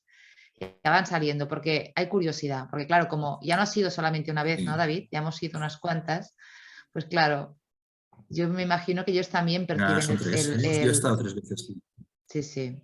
Yo 2 y media, se diría, ¿no? Porque la virtual era a medias. Pero bueno, yo creo que es esto, ¿no? Que con respeto, pero también con cierta curiosidad. Lo que pasa es que va como por pluja fina. Sí. Les encanta el chocolate de Oseira. Cada año tengo que traer, pero no aguanta más de un par de meses, que no sepáis, si os traéis, no aguanta mucho. Sí, Y os sí. voy a confesar que David también me trajo chocolate a mí. De la segunda vez que yo no pude ver, me trajo el chocolate también, ¿eh? Pues ¿sabes por qué lo hice? Para que volvieras de tercer año. Vendes muy bien Pues el lo chocolate, conseguiste. lo vendes muy bien, ¿eh? Lo vendes muy bien el chocolate y el tipo que tenemos que comprar, así que está muy bien. No van por Dios, no, van por el chocolate. Bueno, Esther yo creo que va por el chocolate, ¿eh? Porque se ha demostrado. Hombre, claro, por favor. Yo he de decir que esa imagen que has sacado del monasterio de Oseira es para mí especialmente bonita porque viniendo por donde venimos, de la autopista que viene desde, vengo de Valladolid, coges la autopista en la primera y sales de la autopista, te metes por esas carreteritas de Galicia, la primera vista que tienes del monasterio es esa. Y a mí me impresionó, es una vista de algo humilde, con esos colores de la piedra y tal, pero a la vez de algo impresionante, ¿no? Es que es un símbolo, ¿eh? Sí.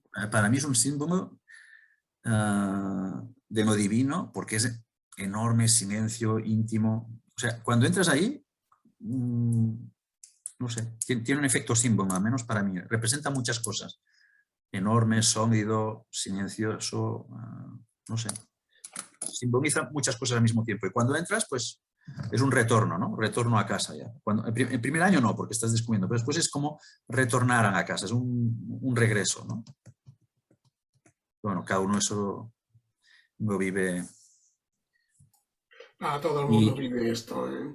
Sí, todo el mundo se siente que vuelve a casa. Lo que sí que el primer año, los niños cuando hablan, bueno, mis hijos cuando hablan con ellos dicen, pero ¿estás bien? ¿Estás bien? ¿Comes bien? Entonces me preocupaba que yo en lo material estuviera bien, ¿no? En el segundo año ya no, ya está, ya ha pasado. Pero bueno, forma parte de lo desconocido, incluso cuando uno va el primer año ahí, pues todo es un descubrimiento. Cuando ya has vivido una vez, pues es diferente. Ya sabes que eso de levantarse a las 5 es posible. O sea, que cuando vas a primera vez dices, ostras, una semana esto voy a aguantar. Bueno. Oye, ¿el pulpo al final lo pusieron, David? ¿Hubo pulpo al final? Pulpo no hubo, ¿no? Sí hubo pulpo. Que sí hubo pulpo al final. ¿Pero cuándo? Esta última vez no hubo, ¿no? Ah, no, el menú no lo cambiaron. Bueno, a David no le dieron, a los otros sí. A los otros nos dieron pulpo, a David no. No, pero es que teníamos una persona muy contraria a comer pulpo en la mesa, ¿eh? A mí otro de los efectos que me produce el monasterio, aparte de los efectos personales, son los efectos que noto en los demás, ¿no? Cuando me preguntan, oye, ¿tú a dónde vas? En el trabajo. Pues yo a un monasterio y voy a estar una semana y tal. Me llama mucho la atención la respuesta de la gente, que aparentemente piensas, no tienes ese prejuicio de que se van a poner en contra, van a decir, oh, tú te van a clasificar a tal. Un año tras otro, yo les decía, no, ya sabéis que yo dedico todas de mis vacaciones una semana al monasterio y tal. Y la respuesta de la gente, que se abren por un momento a esa experiencia que tú luego vas a vivir allí, un poquito más profunda, más espiritual, y la gente lo comprende, por un momento aunque sea lo comprende. No es tanto ese prejuicio que tenemos de decir, lo van a rechazar, no.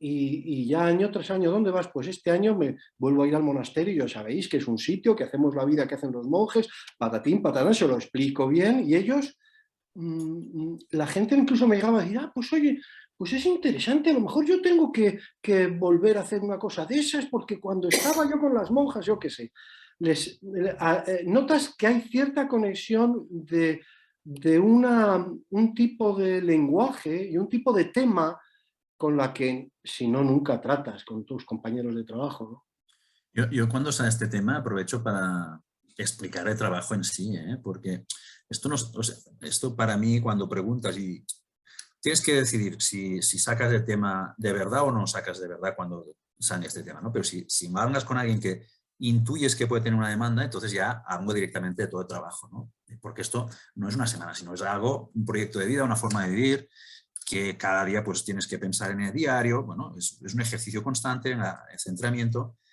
y eso es lo que después, cuando ves que alguien engancha por eso, pues bueno, alguno después ha apuntado al trabajo después de esto, porque si no puede parecer anecdótico, ¿sabes?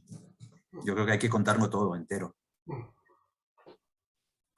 Porque eso es lo que es atractivo, ¿eh? Porque, a ver, si no serían unas vacaciones diferentes, pero vacaciones.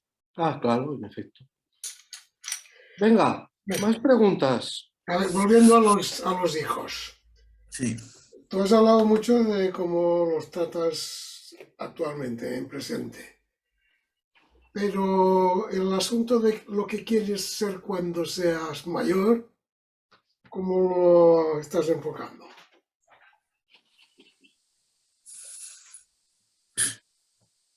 Es que primero tendría que saber qué quiero ser yo de mayor. Ah, ya. Aunque para eso ya igual voy tarde, ¿no? No, a ver... es verdad que una parte importante ellos la asocian con el tipo de estudios o profesión de lo que van a hacer, ¿vale? Ellos piensan, yo voy a ser psicólogo, yo voy a ser empresario o economista, o yo voy a ser ingeniero, ¿no? Y eso forma parte de lo que será, de una parte de lo que será su futuro, ¿no?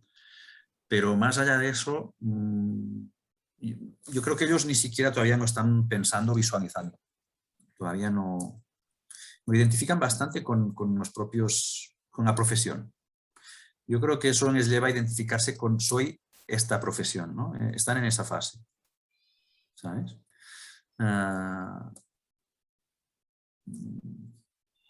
Y tampoco he tenido o hemos visto conversaciones que vayan más allá de esto por ahora. En todo caso, las puedo forzar yo o proactivamente intentar que ocurran. Pero por ellos mismos, igual es que no se nos hemos sabido abrir o que es lo que se percibe también en su entorno, ¿eh? Que uno es lo que es su profesión.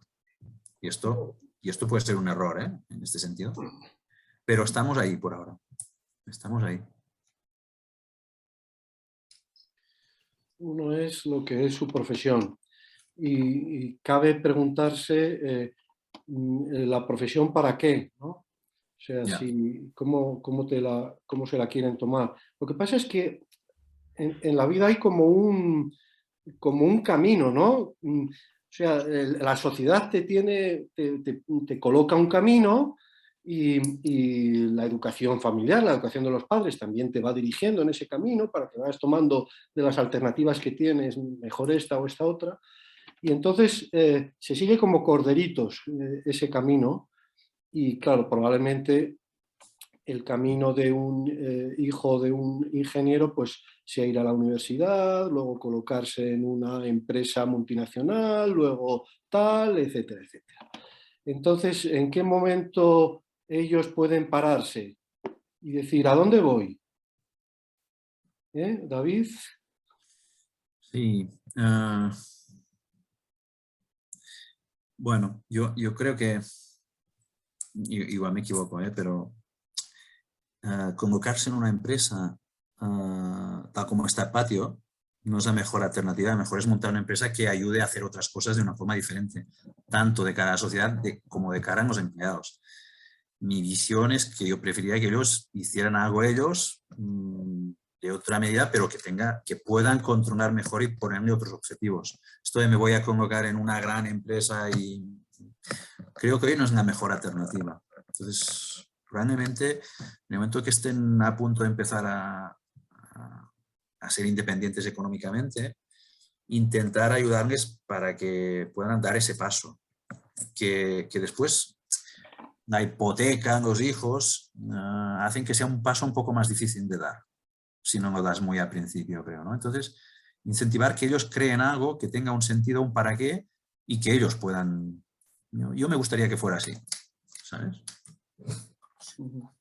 Si hablamos del entorno profesional, ahora mismo, es verdad que después pueden tener otro tipo de ayudas a la comunidad, implicarse en asociaciones o este tipo de cosas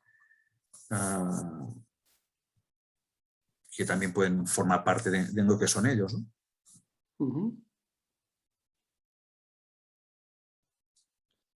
A ver, venga, más cuestiones. Cuando has hablado del ambiente cultural en el que estamos ahora y que ellos lo viven mucho, los hijos adolescentes, has hablado de muchas cosas, materialismo, culto al cuerpo, en el colegio sacar notas en vez de aprender, el problema de la cosificación del sexo, todas esas cosas. ¿Cuáles has vivido tú con tus hijos o cuál estás viviendo como más amenazante, más peligrosa o más difícil de manejar? Si es que, hombre, yo no veo, viendo la foto que nos has sacado de tu familia, no veo que sea una familia muy problemática, ¿no? Pero... no, bueno, no hemos tenido grandes problemas de adolescencia, no. Bueno, ¿qué es lo que más me preocuparía aquí, digamos?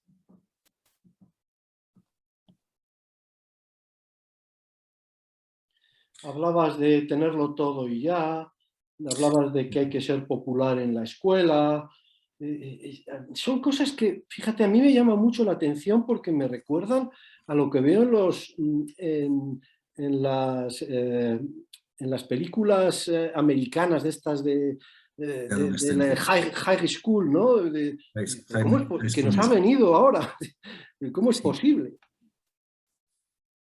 Sí, yo creo que una de las cosas, uno de los mayores riesgos que hay de los adolescentes, y de hecho hace 3 o 4 semanas, cuando se cayó Instagram y Facebook durante una tarde entera, salió por las noticias que había chicas que estaban estresadas, pensaban que el mundo había desaparecido, que no tenían amigos ni nada. Entonces, la sustitución de relaciones por contactos en redes sociales y imaginar que estás viviendo unas relaciones o que hay una expresión de amor con personas que no existen o que no estás viendo, creo que eso puede desintegrar o hacer que la capacidad de amar sea mucho más difícil de expresar. Las otras me preocupan menos, la inteligencia, pues bueno, o la energía me preocupa menos, pero eso creo que es una gran trampa y eso sí que no es que tengamos grandes problemas, creo nosotros, pero sí que percibo que hay gente que ahí está muy enganchada y que eso puede ser un problema muy grande. A mí, eso es quizás de todo lo que hemos dicho, quizás también porque es algo nuevo de esta época de ahora. El resto de cosas, bueno, el sexo igual ya, la comercialización del sexo y el uso del sexo para la publicidad y todo esto no es algo de ahora, sino que ya empezó hace 50, 60 años, pero esto que es nuevo todavía no está digerido. Entonces, ni ellos no saben cómo gestionar ni nosotros. Recuerdo yo, una anécdota personal, yo tuve correo electrónico en el año 92 o 93, porque tenía un amigo que era profesor de informática y en esa época que nadie tenía internet ya me dio una cuenta de correo, ¿no? Y al principio estás enganchado y cuando empiezas a tener amigos que tienen correos, escribes, contestas como si fuera un chat, porque el chat no existía, ¿no? Y le tienes que poner un freno. Y hay un periodo de aprendizaje con las nuevas tecnologías y creo que con las redes sociales podría acabar pasando lo mismo, porque si no son hasta que no se normalice o desaparezcan, son un riesgo. Y todavía no, como sociedad no sabemos cómo se tiene que arreglar esto. Y esperemos que Facebook desaparezca. Yo tengo esa esperanza, que ya tiene tan mala reputación que está dando sus últimos cometazos. Bueno, igual me he pasado de frenada, pero es verdad que el último movimiento, que es hacerme un cambio de nombre y todo esto, es porque están muy preocupados, tienen una mala reputación y los jóvenes ya no van a Facebook. Ya no es una plataforma. Menos de 20 años ya no están en Facebook, ¿no? Entonces, como tampoco creo que perdamos mucho si desaparece Facebook, pues, bueno. Pero bueno, vendría otra, ¿eh? En definitiva, yo creo que eso es lo más preocupante. Sí. Esa sustitución de las relaciones, ese contacto por WhatsApp hasta las 12 de la noche charlando. Yo creo que ahí eso no se ha digerido. y los padres nos ha pillado tarde. Sí, es un tema interesante sobre el que reflexionar, ¿no? Y ver qué alternativas hay a todo ese tema de la relación a través de Internet en vez de la relación a nivel personal, tú a tú, directamente, ¿no? Es que es peor que eso, en el fondo, porque no es que haya una relación cibernética que se sustituya a otra, es que tú te crees que tienes unas relaciones y estas son... Porque, no te he oído esto último que has dicho. No, que en el fondo no te estás relacionando con nadie muchas veces, porque esta gente que son dependientes lo que hacen es publicar sus fotos y esperar que tener muchos seguidores, pero no hablan con ellos tampoco. O sea, es ponerse en un escaparate permanentemente y confundir estar en el escaparate con tener muchas relaciones. Entonces no hay relaciones, no hay una expresión de ese amor. Entonces, eso tiene que producir un vacío. Sin embargo, David... Sí. Perdón, No. Que me meta así un poquito de por medio. A ver... Sin embargo, sí que es verdad que hay veces que yo por ejemplo, en el barrio donde vivo hay chavales jóvenes, adolescentes, que tienen una cierta inquietud personal sobre el cambio climático, el reciclaje y demás, y utilizan WhatsApp para conectarse entre ellos y hacer cosas al respecto. O sea, ¿hasta qué punto la tecnología es el mal, entre comillas, o la falta de conciencia es lo que destierra todo, incluido las redes sociales, ¿no? O sea, sí. A ver, la tecnología no es ni buena ni mala per se, de entrada. Es el uso que se le haga, ¿no? Eso para empezar. Pero tampoco hay que tener fe. Y yo creo que en WhatsApp es un sistema de mensajería como era el teléfono o como eran las cartas o como cualquier cosa. Y evidentemente es una herramienta muy útil y para organizarse, para lo que sea. Pero es que WhatsApp no es una red social, es una mensajería. No, tú en WhatsApp no utilizas para poner tus fotos y para conectar con gente nueva, porque primero tienes que conocer a la persona y tienes su número de teléfono, como que alguien has conocido antes. Es un mecanismo de comunicación como el teléfono para mí, ¿eh? Entonces, ahí no veo ningún riesgo en eso. Es un sistema de comunicación mucho más inmediato, pero no tiene la componente que tiene un Facebook, un Instagram, un TikTok. Todo esto es diferente. Para mí no es una red social, WhatsApp. Es como el correo. Yo comentaba hasta qué punto el problema es la red social o la falta de conciencia, te pregunto. Bueno, estas redes sociales están muy manipuladas. Eso es cierto. De hecho, es conocido que Facebook intenta manipular, publicar noticias para incrementar pues, en reacciones negativas en países que tienen revoluciones, manipular a gobiernos. Con lo cual, ha habido cosas que son para cerrar la compañía, porque no son ni siquiera limpias estas redes, yo creo. Y creo que el propósito de alguna de estas propias redes en sí ya es equivocado de entrada, ya no es la consciencia.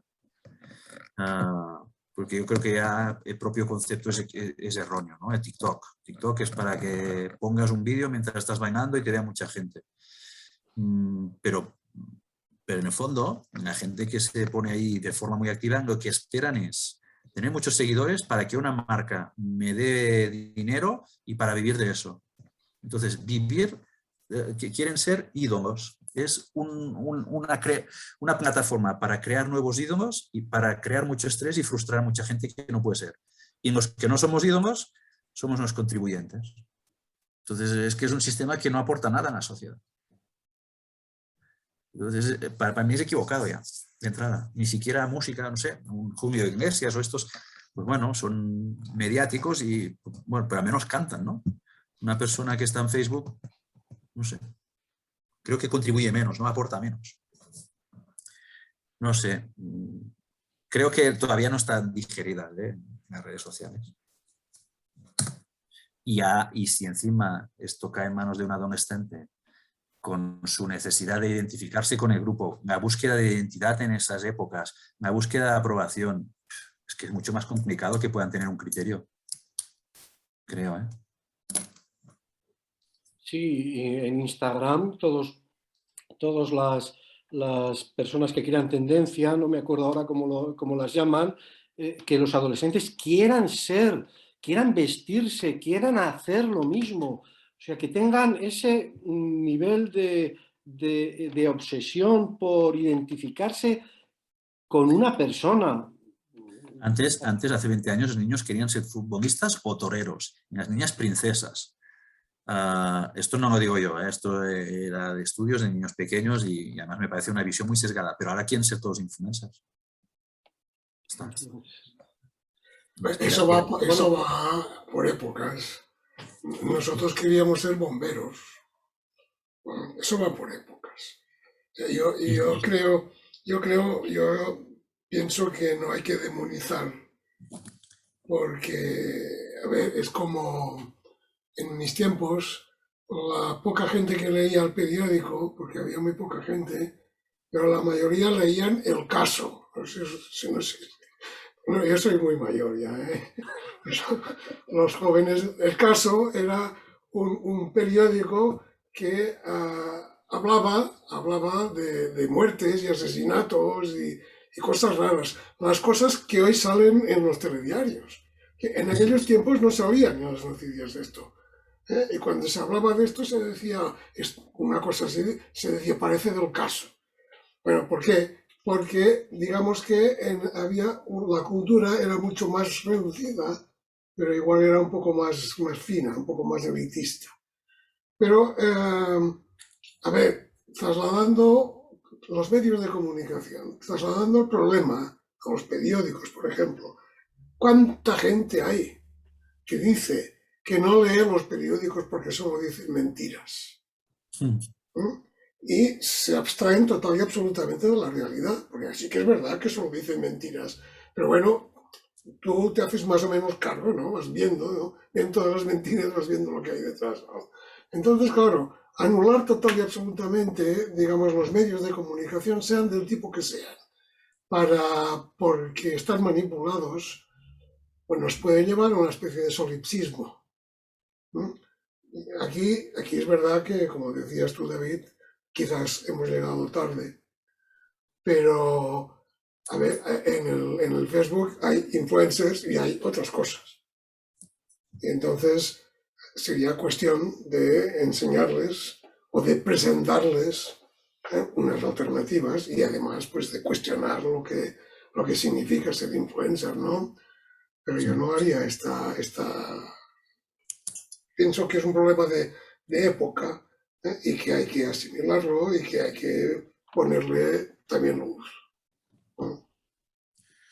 La gente que utiliza Facebook como canal para acceder a información reciben solamente noticias de lo que ya les han clasificado como perfil.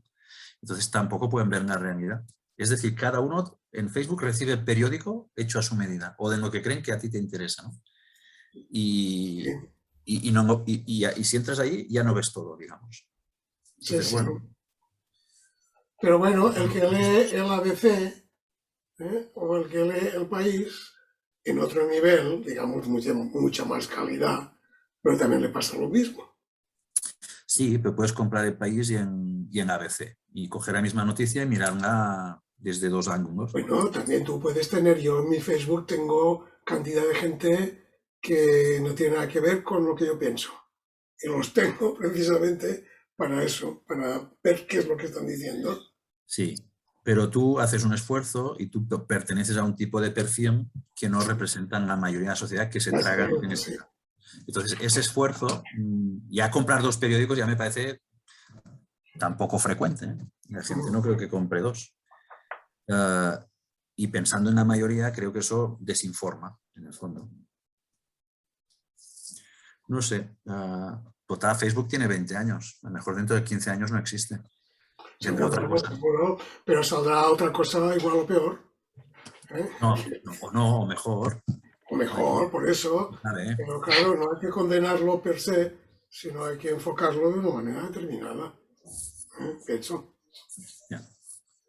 Sí, lo único es que tú, David, ponías el dedo en la llaga de las relaciones falsas que se crean a través de esas redes sociales y de la idea equivocada del adolescente que puede pensar que tiene muchos amigos y en realidad no tiene a nadie.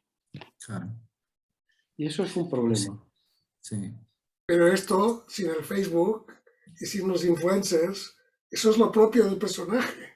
O sea, cada uno en su época se lo monta con los medios que tiene. Nosotros en nuestra época teníamos otros medios distintos, quizá mucho más limitados, pero también teníamos la intención de hacer eso, de ser muy famosos, de ser muy queridos, de ser muy poderosos. O sea, esto es propio del personaje.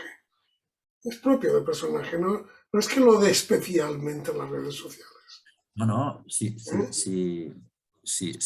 claro, absolutamente. Yo por eso comentaba el asunto de cuál es el problema, la tecnología o la falta de conciencia del ser humano. O sea, quiero decir, en cada época pues tenemos los diferentes medios de comunicación y diferentes cosas propios de cada época, pero el asunto que venimos arrastrando es esa falta de desarrollo de conciencia del ser humano. Porque las cosas las puedes utilizar de muchas maneras. Si las utilizas al servicio del personaje, el Facebook es esto, el WhatsApp es esto y lo otro es lo otro, pero si las utilizas desde la conciencia de ti mismo, individual y colectiva, pues sería otra cosa. Entonces, yo por eso apuntaba el asunto. ¿Qué es el problema? ¿La tecnología o la falta de conciencia? No, la tecnología per se no es buena ni mala, es en uso. Y si me haces de un uso dormido en manos del personaje, claro, pues simplemente te has actualizado. Está. Sí. Sí, entonces la diferencia entre antes y ahora es que antes y ahora estaba el personaje, sigue estando el personaje, pero ahora lo cuantificamos, sabemos cuántos me gustas tienes y antes eso no lo podías saber. Y además... Bueno, ya lo sabías de otra forma, porque igual no tan inmediata, pero bueno, lo sabías también. Esto que dices, Manon, es relevante, la velocidad, porque eso permite engordar el personaje a una velocidad superior que antes. Claro, es un like y te contestan, publicas algo y es inmediato o no. Exacto. Eso es lo que ha cambiado, la velocidad, porque tú antes los me gustas funcionaban en base a los amigos. Bueno, pues ya está, tú te enterabas de uno que tal y cual, y te enterabas y conforme a eso pues te montabas tu yo idealizado. Ahora el yo idealizado es absolutamente un yo idealizado de microondas. O sea, que tú clicas y el yo ideal crece a una barbaridad, vamos, pero brutal. O sea, esto antes no existía. Esto es cierto, esto es la diferencia hoy en día. Sí. Crece o el batacazo que te pegas también es enorme. Exacto, lo mismo. Sí. Sí. Muchas esperanzas. Claro. Ese es el riesgo. Sí. Tienes tantas esperanzas fuera y claro, lo de fuera no te colma nada. Y puede tener una parte positiva, que se llegue a la decepción antes. Claro. Lo que decías también antes tú, de que a medida que van haciéndose mayores, también van cambiando las amistades. Y aunque esto suponga un sufrimiento, pues es un incremento de conciencia. Pero yo aquí lo que les he dicho es, primero, a mí, yo personalmente pienso cuando alguien te dice, no, es que yo tengo los mismos amigos que tenía en los 5 años, yo no lo valoro como una cosa positiva porque para mí es un ejemplo de estar cerrado a conocer personas nuevas. Para mí eso, cuando alguien dice eso, me callo, pero lo que pienso es, bueno. Y de hecho, pues una de mis hijas se pasó de un bachillerato normal a IB. Al principio no quería abandonar a sus amigos anteriores, después encontró mayores afinidades. Ahora está estudiando en Barcelona. Cuando has pasado por un proceso de renovación o de apertura a nuevas personas ya 1 o 2 veces, ya es algo normal. Pero en la primera vez es como que abandonas a los que estaban en parvumario contigo. Entonces, yo creo que hay que empujarles un poco a que eso pase, que vean que en la vida te queda mucha gente por conocer. Y hay que estar abierto. Entonces, yo creo que eso hay que abiertamente y conscientemente fomentarlo. Porque hay muchas personas interesantes que no has conocido. Eso sería actualizar el amor para los adolescentes, o sea, incentivarles el interesarse por las personas, ni más ni menos. Sí. Y buscar personas nuevas y no quedarte, o sea, no atarte a la historia de alguna forma, ¿no? Y el no rechazo también. El rechazo se destila mucho últimamente. El rechazar, si no coincides con mis ideas, con mis pensamientos, rechazo. Sí. Y de otras formas, con las redes sociales creo que, muy a colación de lo que has dicho antes, David, eso es una evolución, esto es un paso más a la evolución. Las redes sociales que funcionen irán hacia adelante y las que no vayan dejarán de funcionar. Incluso, si me permitís decirlo, incluso será un hecho para despertar. Si en algún momento la conciencia colectiva se da cuenta del engaño de las redes sociales, incluso va a ser un catalizador para decir, esto no, basta, se acabó.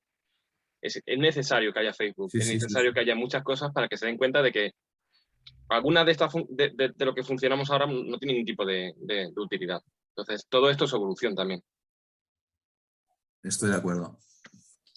De hecho, había alguien en mi trabajo que decía que una forma de progresar es cuando no hay una crisis provocarla tú mismo.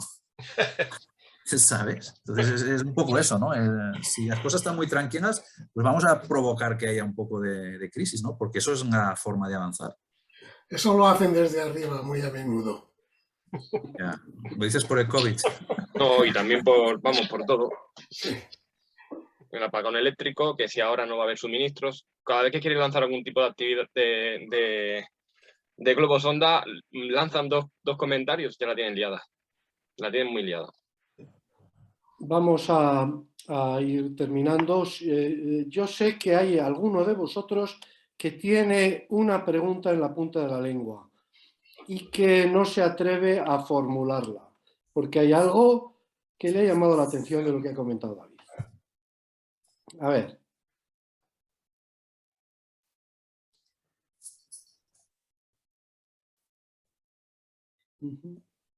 Igual no, ¿eh? Igual ya...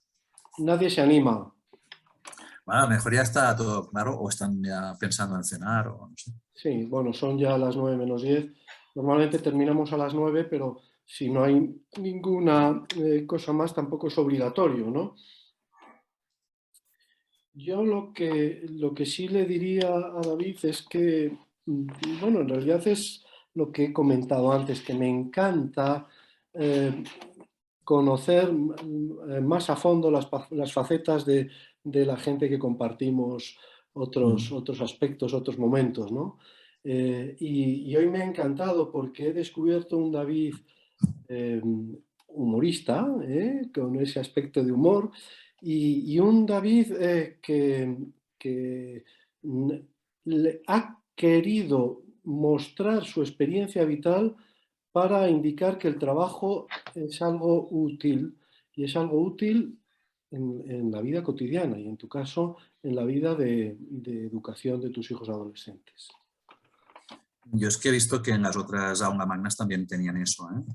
Yo lo mismo que dices ahora lo he percibido conociendo más a otras personas. Entonces, bueno, he copiado lo que he visto que funcionaba también, ¿no? Sí. Y los has mostrado con mucha riqueza. Bueno, pues entonces vamos a ir finalizando, si os parece. Deciros que esta es la última aula magna del año, pero no es la última actividad, porque en diciembre, el día 11 de diciembre, con suficiente antelación antes de la fiesta de Navidad, Jordi Chapés va a hablar sobre la percepción del ser. Nos va a hablar lo que nosotros llamamos una masterclass, una clase magistral, sobre la percepción del ser. Va a ser el sábado 11 de diciembre a la hora habitual, que son las 7 de la tarde. De modo que os esperamos para entonces. Luego nos detendremos por las vacaciones de Navidad y en enero nuestro regidor, hazte visible, Sergio. No está este. Ah, no está. Me he hecho yo cargo momentáneamente los mandos. Pues nos hablará de yoga y despertar, y también en enero tendremos un curso de introducción al trabajo de Antonio Blay. Y en febrero, el primer maestro de David, Sergi, Sergi Pérez, pues le tendremos también, que nos dará un aula magna en febrero. Pero la próxima que tendremos, acordaros, va a ser una masterclass el día 11 de diciembre, sábado a las 7 de la tarde. Muchas gracias entonces y hasta el día 11, que os vaya muy bien. Gracias, adiós.